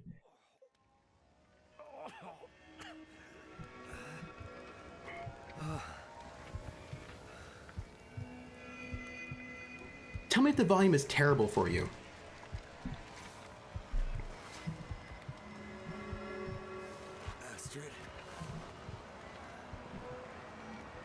Ooh! Ooh! Maybe... Oh. Okay. Astrid! You're gonna need to bandage that, my friend. Pressure. Put a pressure bandage on that. Oh! Folks you can do that are Swedish? Ooh. Oh, Crit Twitch, hang out with us. Hang out. Okay, so time skipping. So something bad happens. I hate missing Saturdays most times because of the super educational, interesting conversations. Oh, okay. Hey, so I made an executive decision. Seems about right. All right, fella. Plane crash. Yeah. Feels like another record cold snap on the way. I was trying to talk to chat. Better get a fire going before the pipes freeze up again. Dude, I was trying to talk to chat. For heaven's sakes. New objective, you're cold to the fire. J for info. I assume that's... Look, I made an executive decision, everyone. This is important. Thursday is January the 1st or New Year's Eve. Rissa told me which day it was. Is it New Year's Eve? Or is it January 1st? I know that pain crit. I missed most of Troopers. Yeah. There were 2 prompts. Hit J for more info. Posted the wiki about the long... Oh, thank you. Hey, Schmelza. It's... Okay, so it's... December the 31st is a Thursday, and I am going to stream that day, but I'm not going to stream The Long Dark on the 31st of December. I'm going to have a New Year's Eve party with you. That's what I'm going to do. I don't know what that's going to look like, but it's going to look like reflection on the year and talking about stuff, and maybe... I don't think I have eggnog. I don't. I have water and ginger ale. The point is, we're gonna just chat. We're gonna have a chat stream on New Year's Eve, for the most part. I mean, we're gonna hang out. We're gonna just have like a hangout. You don't have to come because you might have plans that involve hanging out with people in person. But if you do not have plans on New Year's Eve, you can hang out with me, and we're gonna talk about things. And I do have my multicolored LED light. I bet there's not CR. I do need it, but I can do like this. Like, ooh, hey, look. Oh, look. Oh, it's changing the color. Oh, no. Oh, wait. Oh, look. Oh, no. There we go. Oh, look. Oh, no. Oh, it's yellow. Oh, look. Now it's green. What? And then, oh, it's red. I can do that sort of thing. And that's like our New Year's. There you go. That's our New Year's. I actually fell asleep while watching The Regiment a few weeks ago. Killed my tablet battery. Oh no! The production quality, right? So I have to hit J, but I don't have a J. Ooh, hello, backpack. Because I'm on a controller. So let's see. We have a backpack. Last thing I remembered was the doctor talked to himself. That does happen. That does happen. Right, color-coded celebrations. For me, it was blue and some white. Oh, that's right, because you have some color blindness. This is like a blue. There's blue. So that you can probably see, right? Like that's blue. And green. And red. So, Barantor, what did you see? So I gave you blue is good. What about the green? How was that? What does that look like to you? I'm so excited by this. Because you have red green, is that right? Or do you? No, you think you've seen it's not red green, right? I don't think I'm streaming for 24 hours. I'm gonna do something for New Year's. I don't know what it is yet. Blue, white, pink. Oh, that's so interesting. Oh, blue, white, pink. Huh.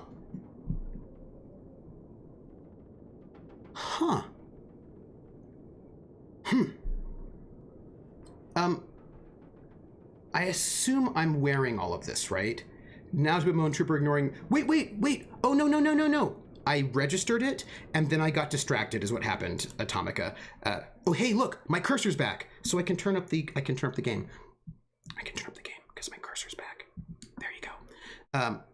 So, story for mechanics. 3 mercenaries, players, have to get target from point A to point B. Pros and cons of the target and antagonist also being a player. Okay, yes. I have registered your question, and now I'm thinking about it. I have follow-up questions before I can answer that. I have follow-up questions. Does blue... So this should just be blue. If you want to be purple-ish, I think we would go... Oh, no, that was the wrong one. Sorry. I think like purple would probably be around there, maybe? Maybe something a little bit more like that. I feel like that's more purple. That's a bit more violet, right? Until we get full blue. Green lights that stop. Oh, they're greener is white for you. That's so interesting. That's really interesting. Huh. Okay. Well, I was trying to be Trooper's go-to bed card. He didn't listen. No. But sometimes I do, and sometimes you really get me, and I go, and I'm like, and I just sometimes I forget or I don't realize. It's weird to describe because I'm used to seeing what I see and then accepting that I don't see it right, and then I try to guess. Oh, that's interesting. Yeah, I do try. Hey, Anarch Dovey. So the pros and cons of having... I assume that I'm wearing all of this, right? The pros and cons of having that antagonist who's being escorted from point A to point B being a player depends. It depends on the kind of game you're playing and who the players are. So I assume I don't have... Do I have anything else? Oh, it doesn't... I don't have... Okay. Let's see. No. Sometimes. No. Like I can usually get the color right because oh yeah.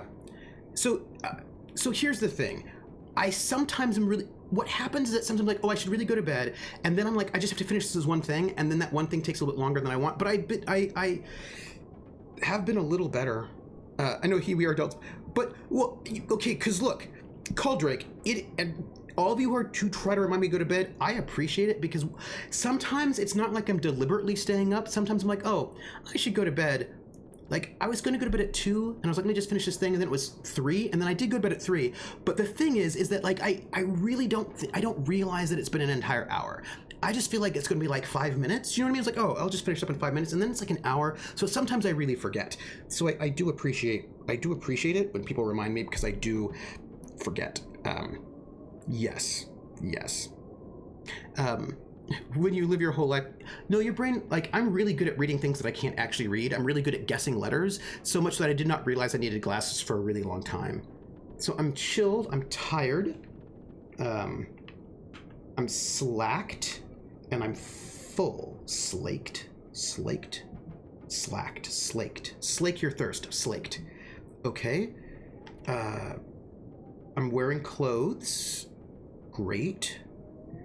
All right. This has stats to it. Condition, weight, warmth, windproofness, waterproofness, protection, sprint. Okay. Let me see. Let me see what it says. Give me stuff. So I'm gonna come back to this thought. Yeah. So squirrel. Yeah. No, I just squirrel sometimes real bad. Accountability. Brains. You're a little better. I've just really started to really pay attention to Discord's end. I feel like I'm a little better. I legit sent it's bedtime trooper in Morse code and was impressed with the effort to go to bed and said he did like 4 hours of Morse code research. That might have happened. I can't not to I keep telling myself to go to bed at midnight and I don't turn off lights. Yeah, so I just had to work up a list a little bit earlier. That's all. That's just yeah, that's it. By the way, we have a raid coming in right now, and since we have a raid coming in from Bonsai Baby, we're gonna sing the song. By the way, raiders, let them know that all the Bonsai folks are coming in. Raid command. So hey, raiders, I'm gonna sing you this. I'm gonna sing you the song when the raiders come in. Come on to my house, come on. Come on to my house, come on. Come on to my house, I'm gonna give you candy. Come on to my house, I'm gonna give you everything. Somebody's watching me. I always feel that somebody's watching me, and I have no privacy. Whoa, I always feel that somebody's watching me. Tell me, is it just a dream? Bow. Oh, thank you for the follow. And Bonsai, whom I love, by the way, very, very much, because Bonsai is amazing. And Bonsai plays with me in A State of Affairs, which we're going to have the last episode of on Saturday at 2 p.m., right? Yes. We just got bits. We got bits. Oh my gosh, Knife Clan and Bonsai Baby and Atomica. So bits have just come in, and I thank you very much. But when bits come in on this channel, we sing. Whenever anything happens on this channel and we sing, that's just how it is. But we sing, we're in the money. But we sing it as sung by Ginger Rogers in the film Gold Diggers of 1933. And she sings part of that song in Pig Latin. So I'm gonna sing We're in the Money in Pig Latin. Airway and hey, as if I'm in the 1930s. That's why I'm using a megaphone, because I want to get my 1930s on. You know what I mean? Like my early 30s, late 20s. Airway and hey, the anime. Airway and hey, the anime. Way at gaily at way at wakes to tit gaily young way. Airway and hey, the anime. The ice skates are on his say. Old man did the ocean pray, you must stand way hungry. Eat bread lands lay, avoid brands lay, day. And when we see the end, the order will look left, the eye right in the eye. We're in the money, we're in the money. We've got a lot of what it takes to get along.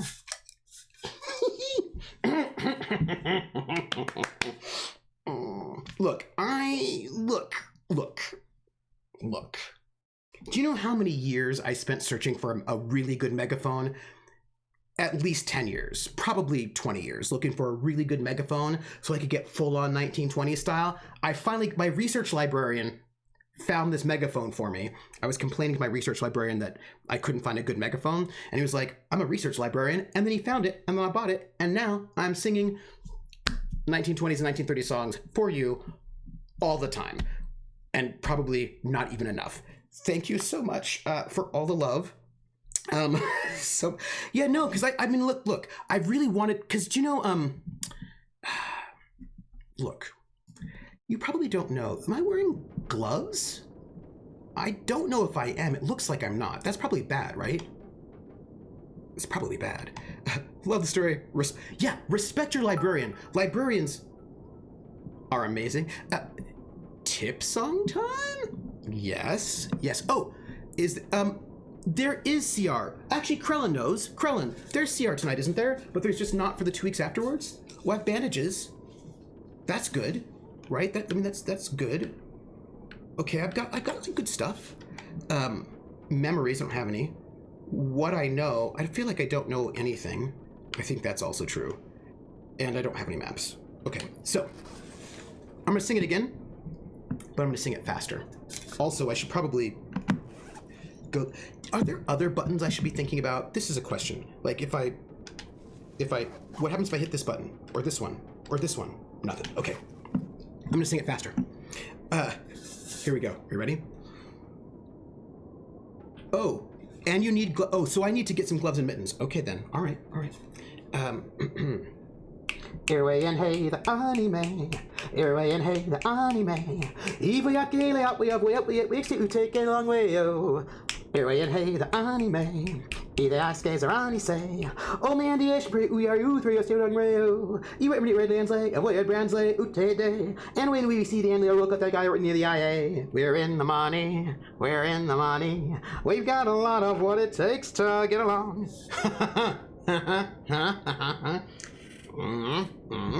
Tell you what. Oh, hey, you know what about Bonsai Baby? This is super interesting about Bonsai Baby. Hey, Chaos. Hello, Hawkeye. So here's a super cool thing about Bonsai Baby that I don't know if you know. I know this because I saw this. Oh no, people, we're in trouble. We're in trouble, everyone. We have got trouble right here in River City. So here's the thing. Oh, Courier, have a lovely time with your wife. So here's the thing about Bonsai Baby that I know. Some of you might know, but some of you might not know. Bonsai Baby has a beautiful voice. Bonsai was singing. Where was she singing? It was in an RPG. Was it the Cypher game that Lauren was running, or was it something else? But oh no, there's no lies here. Bonsai, you were singing first chapter of the no, I'm playing. This is my first time playing. I'm doing the very first thing I can do. It rhymes with pool. What was it? It was oh yeah, I didn't tell you the problem that we have. We have a problem. No, we have a problem, and the problem is this game does not have inverted y-axis, and I cannot play a first-person game without inverting my axis. So we have to deal with that right now. We have to invert our y, because I cannot do it without an inverted y. It's like it's a thing. It's a thing for me. My y must be inverted, or I will have a hard time playing the game. Just a note. I read that like capitalist T like 3 times in a row. A pity fool believes in the label of the theory of value. Oh, good. Yes. Yes, I do. I have a giveaway as well in about 30 minutes. We're gonna do the giveaway at the end so that people can see some of the gameplay. So playing cards. There was so Bonsai, do you remember what stream it was in? Where you were singing so wonderfully, because you were very good, and you were singing in Donald, thank you.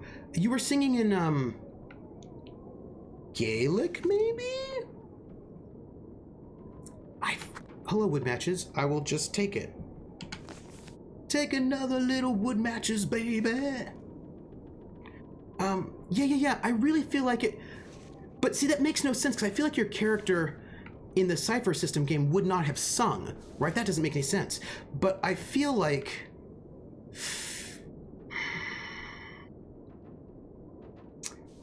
Yeah. Yes. The one song you remember from chorus. I would like the newsprint. Let me just take it. We'll do that. Strike it, make it light up good. Yes, I also want to just, is there anything else I need to pick up? Like, I feel like I should probably not go outside, maybe? Can I, do you crouch in this game? Do you not crouch in this game? Because I don't know. Yeah, I don't think Dale would have sung. Yeah, no, I don't think Dale would have sung either, but I feel like it was over on the Geek Space where the singing happened. I really feel like it was. But I...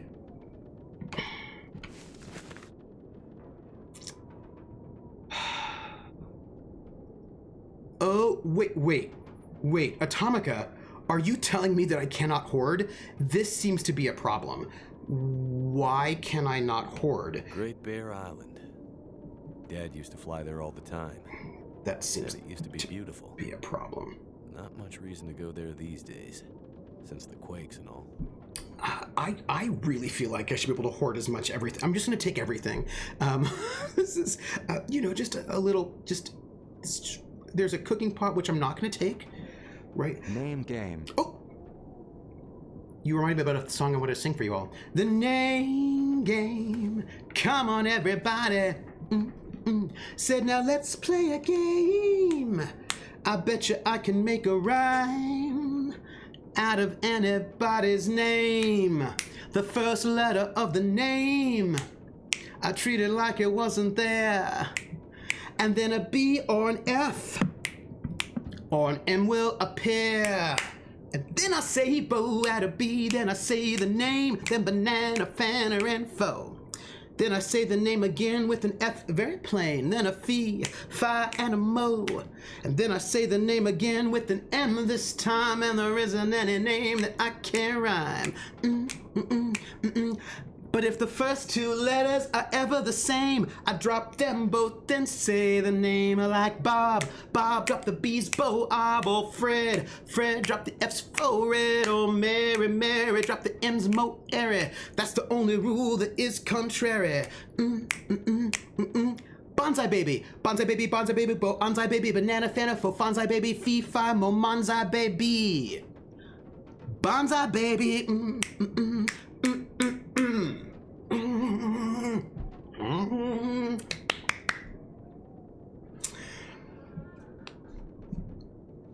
So, that was awesome.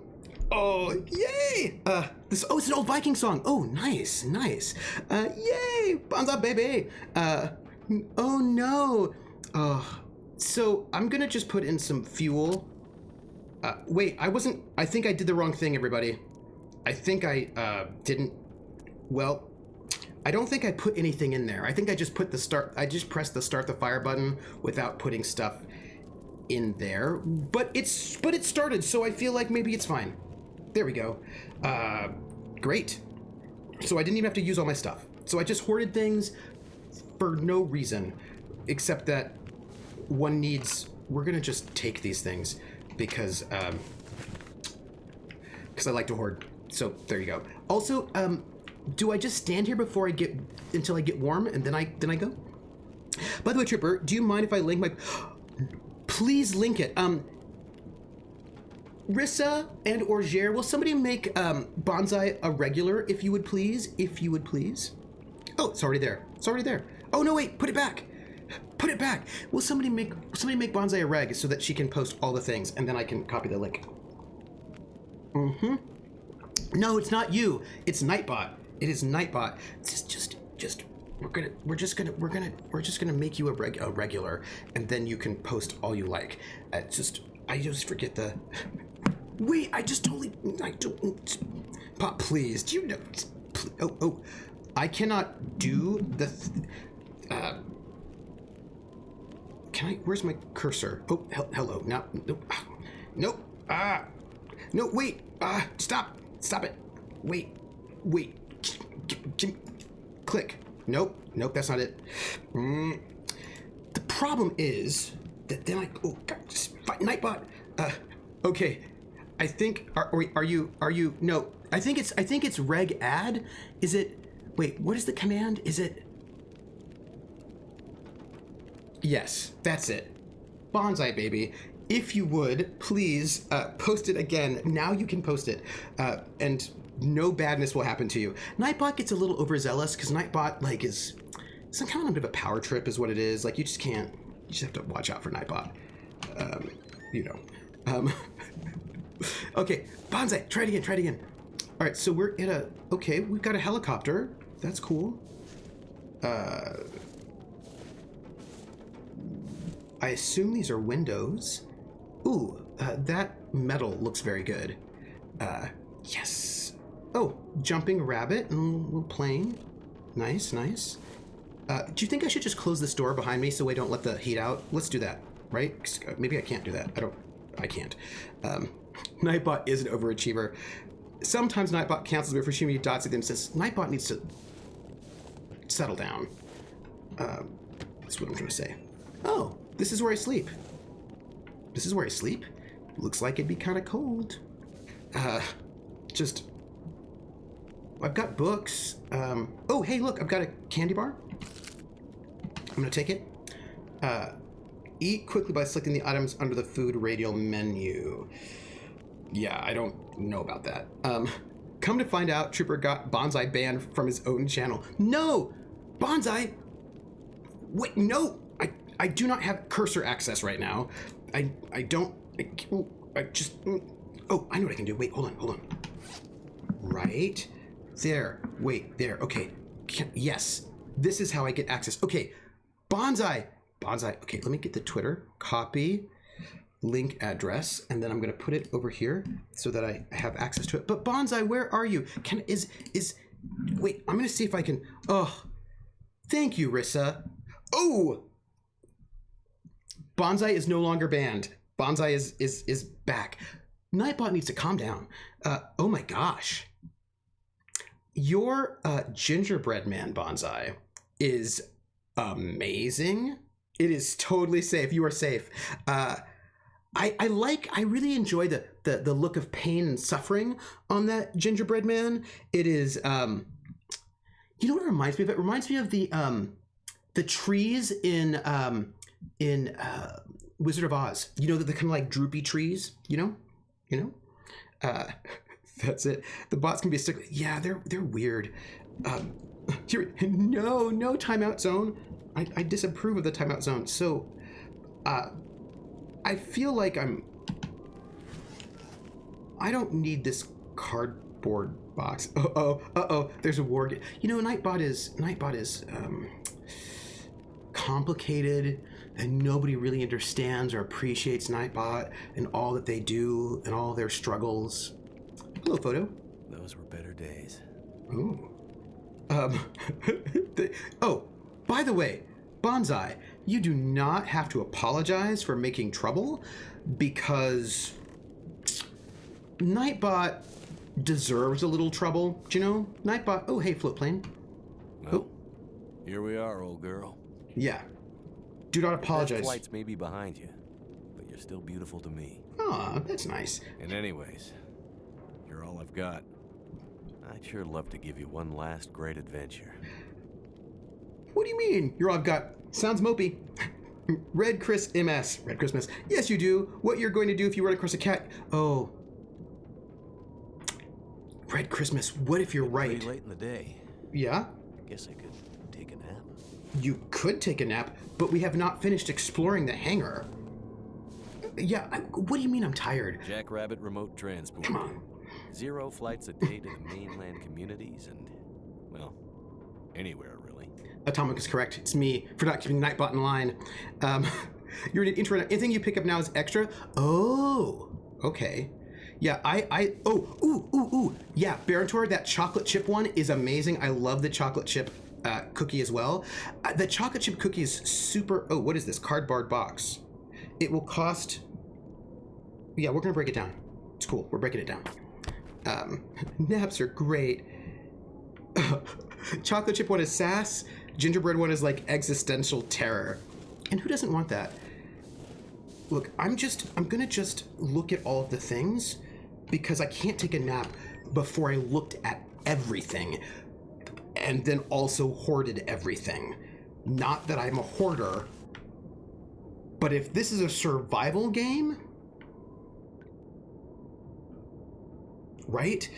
To be fair, when did it was okay? That is fair. You'd screw up your foot was bitten off too. That is fair. What if your plane only crashes because you put too many tools on it? Well, then it needs to be better plane. Does it bring you... Look, yes. Okay, so here's the thing. This is just a true fact. There's nothing I can really much do about it. When I Marie Kondo things, I just keep everything. Like, that's my Marie Kondoing. It's like, does it bring you joy? Yes. All of it. All the time. That's how I... A piece of that broke mirror can be used... Oh, really? What was that? Did I miss something? I think it probably just said sink. Yeah, sink. Let's see. Whoop. See, it didn't look like I can pick it up.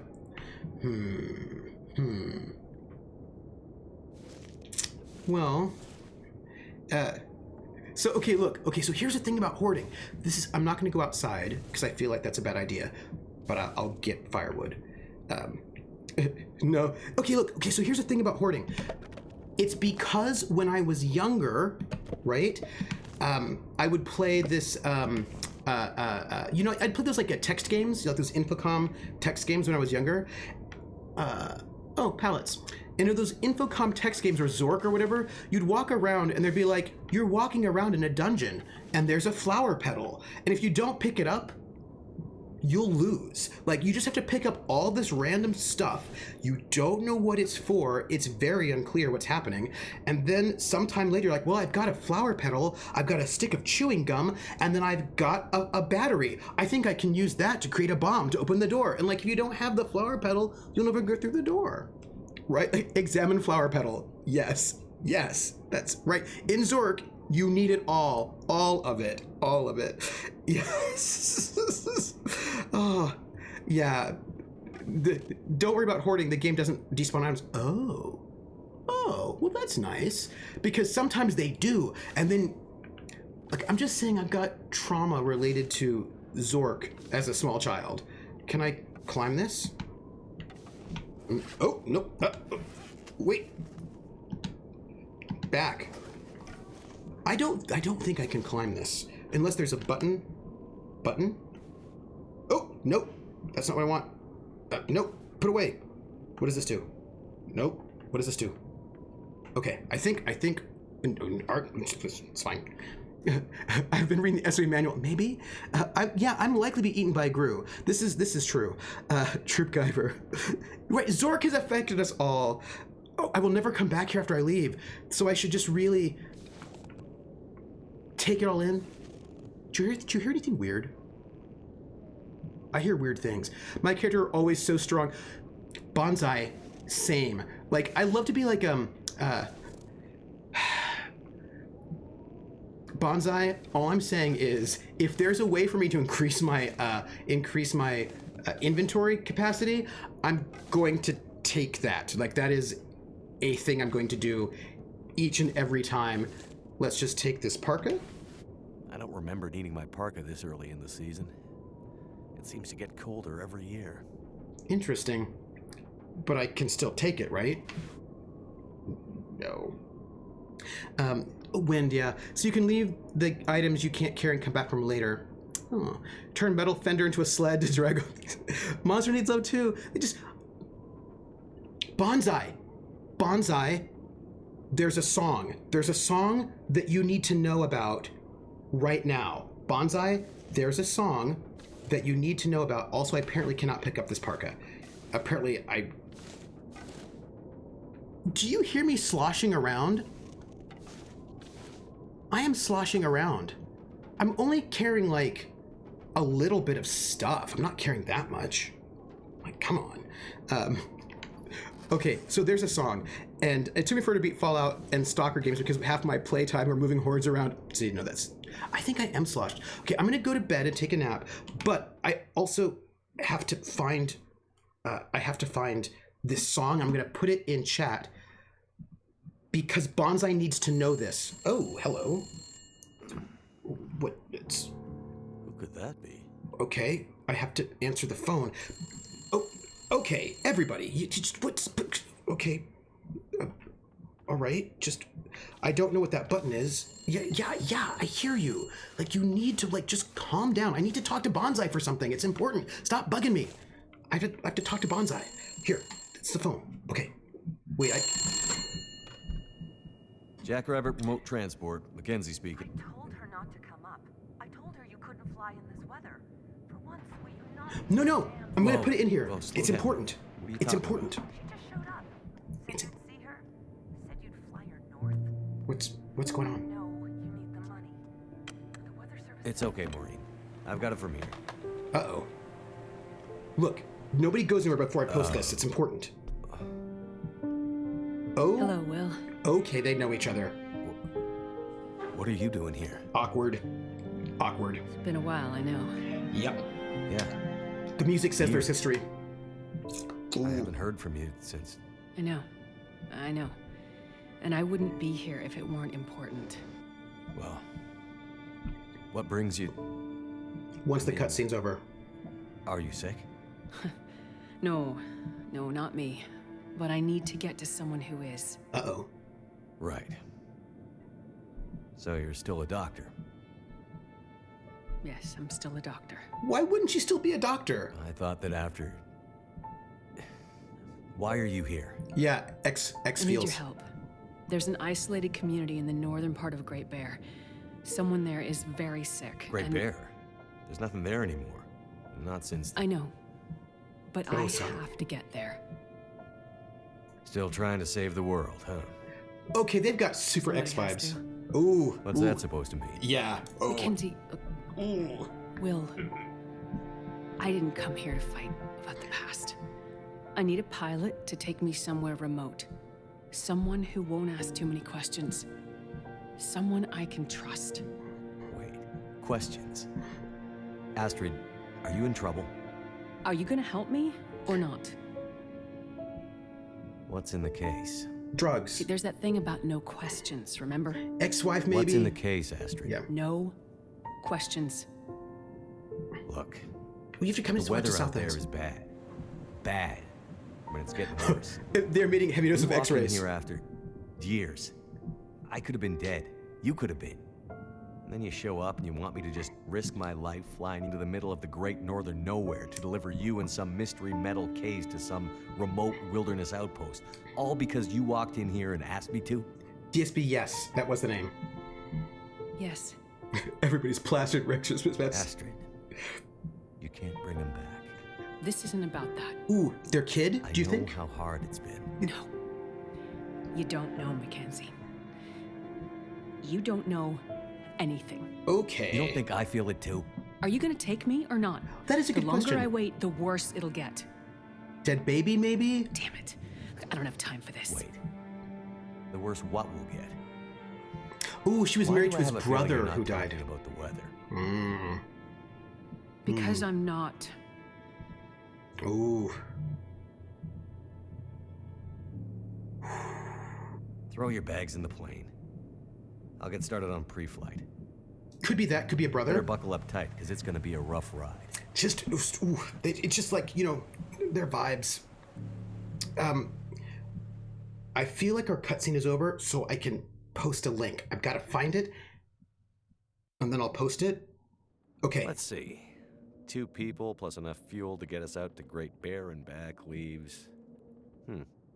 almost no capacity for cargo. Well, you don't need any. If we're too heavy, we'll burn through our fuel before we get there. Wait, what are you saying? I'll have to be careful about what else I take with me. What are you saying? Are you saying I cannot hoard things? That seems inappropriate, and I don't think I approve. Speaking of approval, I just need to post a song for Bonsai because Bonsai brought it up. Oh, Jennifer Hale. Oh, I love Jennifer Hale. I first got to know Jennifer Hale when she was Bastila Chan in Knights of the Old Republic, and I love her. It is Resident Evil 5 by Rebecca Mays. So this song is specifically for Bonsai because Bonsai started it. Because Bonsai said that the monsters just need hugs, right? So speaking of which, anyone except about a song. So So here you go. So Bonsai, this song is by Rebecca Mays, who's like a singer-songwriter who was making video game reviews for the Escapist magazine like 10 years ago. And the reviews were songs. So she wrote these songs that were song video game reviews. And this one is for Resident Evil 5. And, it's like, the chorus is like, it's not their fault. Don't shoot them, try to hug them and hold them instead. It's not their fault. You should love them, even though you might end up dead. Anyway, the point is that you just want to hug those zombies. You know what I mean? Just hug and love the zombies. It's not their fault. Yeah. And anyway, so I just thought that you would appreciate, since you mentioned the monster hugging, I thought that you would appreciate the song that is really all about hugging and loving, those zombies. And, it's not their fault. It's not their fault, the zombies. So, but like, I was thinking about that throughout the entire, cutscene. You don't scare me, Resident Evil 5, even though your graphics are bona fide, and Shiva's boobs and Chris's arms blow my mind, but it's nothing more than just shooting zombie hide. It's not their fault. But she's much higher than I do, right? Don't shoot them. Try to hold them and hug them instead. It's not their fault. You should love them, even though you might end up dead. Because they just want to be loved. They just need a lover's touch. They just need to be loved. Anyway, it's great. I love it. Oh, thank you, Atomica. Thank you. Rest well, Atomica. Do I need to get extra tools while I'm here? Load the gear into Astrid's plane. Well, it's... Please, Trooper, please, says Krellin, please shoot the zombies. Do not hug them. That might be fair. Sleep well, Atomica. So I really feel like I've done a really good job in this game so far of picking up lots of stuff, because as you can currently hear, I'm making a lot of sounds. I'm making sloshing sounds, and I feel like I should just load up everything. Like, I should load up emergency food. Water, energy bars, yes, purification tablets. Zombies. Breakfast of champions. Zombies, you are always sure they love you for your brains. Exactly. But what is the weight restriction? When is your last time check? Yeah, I don't know how that song... The reason why the song only has 1,100 views is because the videos were hosted on The Escapist, and I think they got most of their views on The Escapist itself. I think most people were not watching them on YouTube. Yes. When you have a hammer, all the problems... So I'm going to just take the emergency food. I'm going to take my parka, or not. So look, I have to tell you, I'm also going to take my first aid kit. Astrid's a doctor, so we're covered there. Right? I'm going to take this... The pistol kit is heavy. But we need it. I'd hate to end up in an emergency situation without it. That is right. And we're going to take her hard case. Serious case. We're taking... Astrid definitely doesn't want to talk about what's inside. We'll take her backpack too. Astrid's traveling pretty light. Wherever she's going, she must not be planning to stay long. Hey, I have a sprain risk. That seems bad, huh? Oh, look. I'm a little over my weight limit. So like I've got a couple moments. I didn't, and then I was like, so what happened, Krellin? Krellin asks if I've eaten today, and what happens, like, I thought that I did, and I was like, I am feeling weird, and then it turns out I hadn't eaten, and then, before I started stream, I microwaved some Chinese food, and it was delicious, and then I had the food. So I had it. So I am encumbered. I should get rid of the extra weight. So, but what do I get rid of? This seems like, oh, how about if I eat the candy bar, right? If I eat the candy bar, then that will not go to waste. So we'll eat it.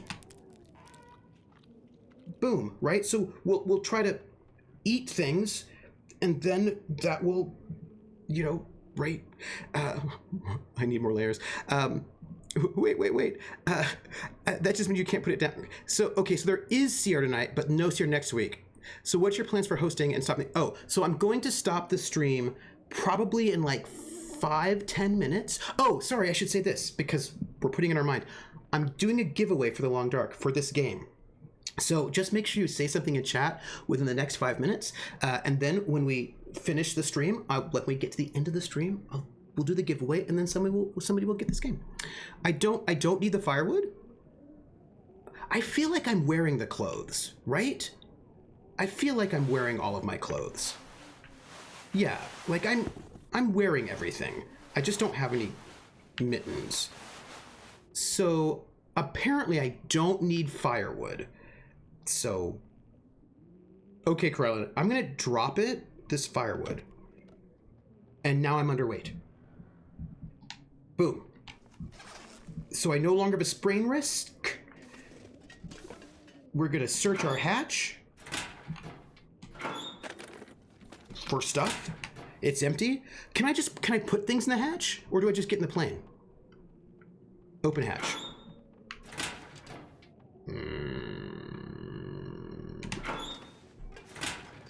So maybe I don't need anything in the hatch. Maybe I just get in the plane. Just get in the plane. There's a hatch here. Okay, it's kind of odd that it's in the inventory, right? I think so too. You have to down the hatch, I thought. I think you have to batten down the hatches, or maybe I just let it open all the way. All right. Oh, okay. Oh, okay. Here we go. Let's put the backpack in there and grab my parka and we can go. Sure. Okay, I see. So okay. All right. Oh, okay. This is interesting. Hold on. So let's see. Some things I get to carry and some things are in the plane, and the things in the plane are probably going to die. So I feel like I should put her backpack in there, but not her mysterious thing. I would like to transfer that. No? But, okay. Oh, so, okay, this is going in the hatch no matter what. I cannot take that out of the hatch. So let's we have the distress pistol kit, which I think we'll put in there because I imagine no one's going to find us anyway because we're going to be out in the middle of nowhere. So we're just going to keep the food and the first aid because she might die. There, that's my logic. Okay, is this, I'm grabbing my parka, everybody. And then do you see how productive we've been in this game so far today? It's been pretty amazing. Don't try and game the game, just play it. It's probably true. I just want to know what RPG triple, for tomorrow. Hey, tomorrow's the season finale of City of Light and Shadow. That's tomorrow. Wearing it. Tomorrow. Wearing what? Your ring. Oh. Our ring. Oh, yeah, they were married. Oh. Yeah. I mean, I just forgot to take it off. Hey, Void Smoker, they were married. I think they had a kid who died. That's what I think. I wear mine too. Ooh. Why? Memories, I guess. I thought you wanted to forget. Not all of it. Awkward. Look. I should have looked for you. What does that mean? It's okay. I've kept busy. I've moved on. You sure? If Because this all seems pretty familiar. you moved on, why are you wearing the ring? Also, what Still happened working between with you? that researcher, Doctor, what's his name? Oh, jealousy? No, I'm not working at the center anymore. Hmm. Well, then where? I'm working on my own. Freelance, you could say. Freelance doctor. That sounds legit. I Doc- don't question your life choices, Mackenzie. Plenty of things you could be doing besides hanging out in your dad's old plane and drinking in the daytime. Hey, we had a lot of good times. Okay. Okay. And it's under control. okay? Wow. I'm not here to fight, really. Who plays Mackenzie? I think about him all the time, you know. I know you do. Something happened. The choice I made. Yeah, Scabby Neck. For us. Hey, Code You don't Hot have to. Pop Rock. Let's just not. It's important that you hear this. Uh-oh. There's things I need to Mackenzie, not now. There's. Just let me tell you. Will, shut up for a second. Something's wrong. Uh-oh. Uh-oh. What was that? Is not good. Uh-oh. What's going on? Oh, Power's gone. Whole electrical system looks fried. 5 minutes. We're in a What's cutscene. happening? No power means we're going down. Uh-oh. Hold tight. What was that, an electrical storm? Okay, that's the oh gosh. Oh.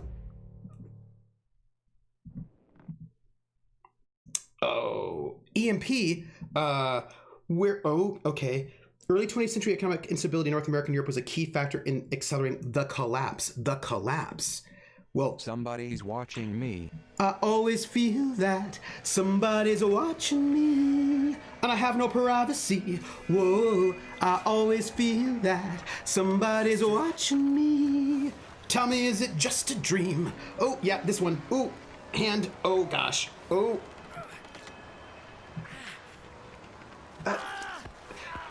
Thank you. Bandage, thank you so much for the follow. Code Hot Pop Rock, which is like Pop Rocks. Must have gone right through the windshield. Oh gosh, Trees broke my fall. that's nice. Mostly. Oh, okay. Hey, we finished chapter 1. We were productive. We should use first aid to stop the blood loss. bleeding. Yeah, I know, but that's not what's going to happen right now. Right now, we're going to have a conversation with chat. We're going to save the game, and we're going to save the story. It's what we're doing. Just overwriting this. This is what we're doing. Yep, it's great. And then.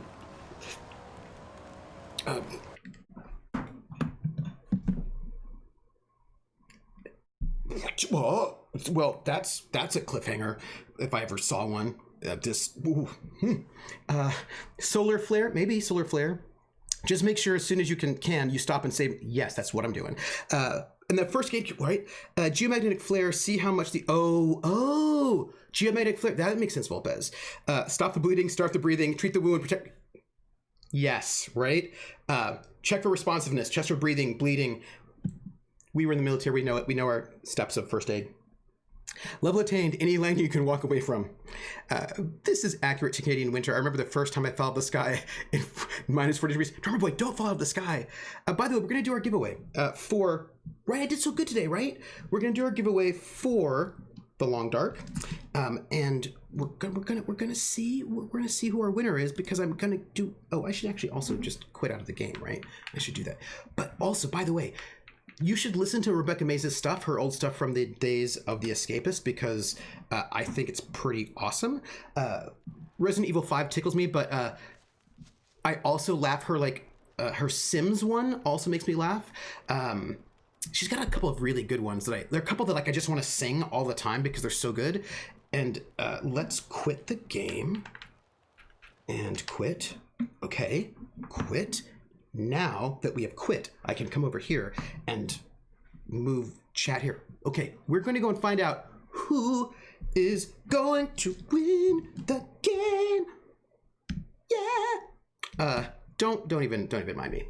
Don't even mind me. Right? I did a whole chapter. I feel like there's probably multiple chapters in each part, right? Don't you think? I feel like there's probably a lot. Baron Tor, you have won a Long Dark. Yeah, you won a Long Dark. I am going to right now, at this moment, send you the code for the Long Dark. It's the Humble Bundle link for it. So you should take this, and then you should let me know if it works, because it's from a little while ago. So congratulations. It makes me happy to give you the things. And let me see. We should probably talk about what is up next. Code hot pop rock. Code. Okay. Code hot pop rock. I'm going to tell you something right now. Your name is going to be hard to name game, I think. And I think your name is going to be hard to name game because the rhythm of your name. Code hot pop rock. Code hot pop rock.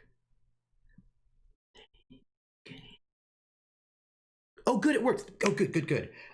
No. The thing is, it's the challenge. It's the challenge. So if it happens, then I'm going to have to see if I can rise to this challenge, because it would just be cheating if I just called you Code when I'm doing the name game, because in it's all about the rhythm, because then it feels like I'm just cheating, because Code would be easy to name game. And, I want to challenge myself. So let me see. Where can you find me? What's going on? We're in a bit of an exciting moment. By the way, we're gonna do a raid to sort of. It's the rhythm of the night. Oh yeah, the rhythm of the night. No, Code. Name game. Code. I'm afraid that it has happened now. It is Drummer Boy Anonymous Gift Sub. The name game. Come on, everybody. I said, now let's play a game. I bet you I can make a rhyme out of anybody's name. The first letter of the name. I treat it like it wasn't there. And then a B or an F. Or an M will appear. And then I say bow at a B, then I say the name, then banana, fanner, and foe. Then I say the name again with an F, very plain, then a fee, fi, and a mo. And then I say the name again with an M this time, and there isn't any name that I can rhyme. Drummer boy, bummer boy, banana, fanner, fo, fummer boy, fee, fi, mo, mummer boy. Drummer boy, So here's the thing, though, about Drummer Boy. Not you personally, but your name. So in the song, when she talks about how if the first two letters are ever the same, you drop them both, then say the name, like Bob drop the B's, Bo, Ob, or Fred drop the F's, fo, red. I feel like, does that imply that Drummer Boy, no, right? So like, would we be saying Drummer Boy, Bo, Rummer Boy? No. We'd probably say Drummer Boy, Bo. Would we say Brummer Boy? Do we drop the R? Do we keep the B and the R together, or do we drop it? It's a question. Oh, wait, you don't think it lists all my things? Whoa, what do I have? Also, we're in the middle of transition with all my RPGs anyway, so you are right. I need to update that. So, For the North is over. We just finished that. The Witcher's not currently running. The Regiment just ended, and City of Light and Shadow is tomorrow's the last day. So I feel like I need to update that. Thank you, Rissa. I need to remember that. You could be a bummer boy. Sometimes it's true. Keep the F because it's faux red. So maybe it's Brummer Boy from. But the problem is, here's the problem with that. Rummer Boy is not a thing. You don't really put M's and R's together so much, right? So like that doesn't make a lot of sense. Because like I would keep the R, but Rummer Boy doesn't make any sense at all, right? Yeah, Rummer Boy seems hard to say. It seems weird. Brummer Boy seems good. Frummer Boy seems good, but Rummer Boy seems no good. Look, so here's where you can find me. Tomorrow is Friday. So as long as if things work the way I think they are, we will be playing Aether's Walkway, which is a Cypher System cyberpunk future sci-fi game over at Laugh Love Lindy's channel at 1 p.m. Eastern time, and then 7 p.m. Eastern, the season finale of City of Light and Shadow, which we have pre-recorded, but I'm going to be there live to host it and chat with you all. Like I'll come up, talk, first half, come up, giveaway of the super cool SOE manual, and then break where you can hear the radio, which you can also hear right now on my open Patreon post, which is over at patreon.com/academicfoxhole, and then the rest of the show. And then that's Friday. Saturday is the last episode of A State of Affairs, which is at 2 p.m. over at Table Story. And Saturday night at 8 p.m. over at Praxagor, the Smophoria's channel, will be the after show for The Regiment, which I cannot be at because I need to go and see the play Sex by Mae West, which was from 1926, which got her put in jail for 10 years, which I have been teaching in class, it's finally being staged and I get to see it, so I don't get to be at the actor studio. But and then actually, what's next inside the RPR studio? I think you can probably see me at City of Cats after that, at 4 p.m. on Wednesday at Coldwell Press Eastern, and then back to streaming Thursday. Yeah, so I've got a couple of live theater. Yes, Volpez, it's live theater, and which is the reason why I had to go see it today, because it's live. The one thing I will tell you is that and there are secrets coming up. So what's next? Currently, my currently running streams at this moment are Aether's Walkway on Fridays, and basically that's it. Technically, but that's we just got the City of Cats 2 more episodes, right? And but of course I'll be running, even though City of Light and Shadow is going on hiatus until February. I will be running something on my channel for RPs. I have to just work out some scheduling, and if my scheduling works out well, then I think I'll be doing some Cthulhu Confidential for January. I'm also hoping to do an arena, a GURPS arena, so that for you all, the community, can come and sign up and just do some GURPS arena. I have to figure out the logistics. I need to finish some I'm going to do pre-gen characters for the first go round, because it'll be my first time running this tournament, just with like general folks in the community, and it'll just be, I think, a little bit easier that way. I'll probably make a couple different options. People can choose what they want, and then we'll run this arena, and we'll see how it goes. And if it goes well, and we can figure out things, and people can maybe make their own characters afterwards, we'll talk about it. We'll work it out. But we're gonna do I want to do an arena as like a celebration of my streamiversary and being streaming for 4 years. And oh my gosh, first off, that doesn't make any sense. I clearly have not been streaming for 4 years. That can't be true. Is it? It is true, probably. What Trooper has, and also, but that's just like in the evenings. And then I'm going to be working my books. I'm going to binge Aether's Walkway during the holidays. Oh, you should. It's good. And there's also not too many of them. And then I will say, besides working my books, I'm going to be doing a lot of grading, letters of recommendation writing, email, all of that. But looking at the new year, there are some things down the pipe. I think there'll be a couple of short things. I think I'll be doing, I'm going to be doing a one-shot of Twilight 2000 in December as well. So, there you go. I want to play I want to play Microscope too. I do. So look forward to more City of Light and Shadow in February, but probably some Cthulhu Confidential before then. I might run something else. We'll see. I want to do an arena. As for my GMing, I might be gymming something else somewhere else sometime in the spring. We will see. It's about timing. There are some secrets that are coming up. Probably a little bit of Southlands, maybe an 8-shot Southlands game. Something else run by someone who might be in chat, but I'm not saying who, because I'm not giving away secrets. But there's somebody who might be in chat right now. Actually, there might be 2 people who might be in chat right now who I might be playing in their thing for. But again, I'm not saying anything at all. It's just very mysterious. So anyway, scheduling has to happen. And once that scheduling happens, we will find out. So here's the thing, y'all. I would like right now to raid somebody, because we haven't raided in a while, and I think raiding people is nice, and we'll raid them, and then I'll maybe get extra food, because I feel like you should probably eat more than once a day. Yes, so many secrets.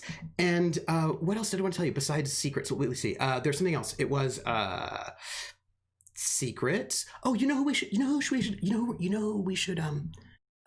who we should raid? Prax. What?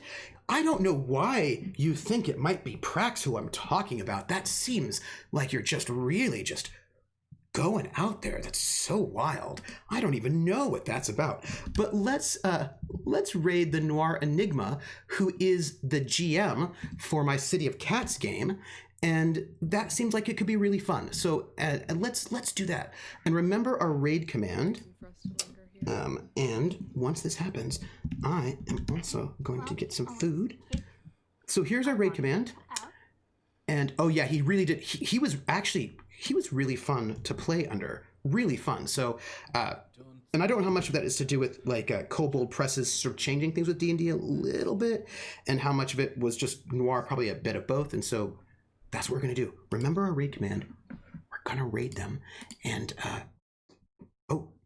okay, I press buttons. That's it. Thank you for being here. I appreciate you muchly. You all are awesome sauce.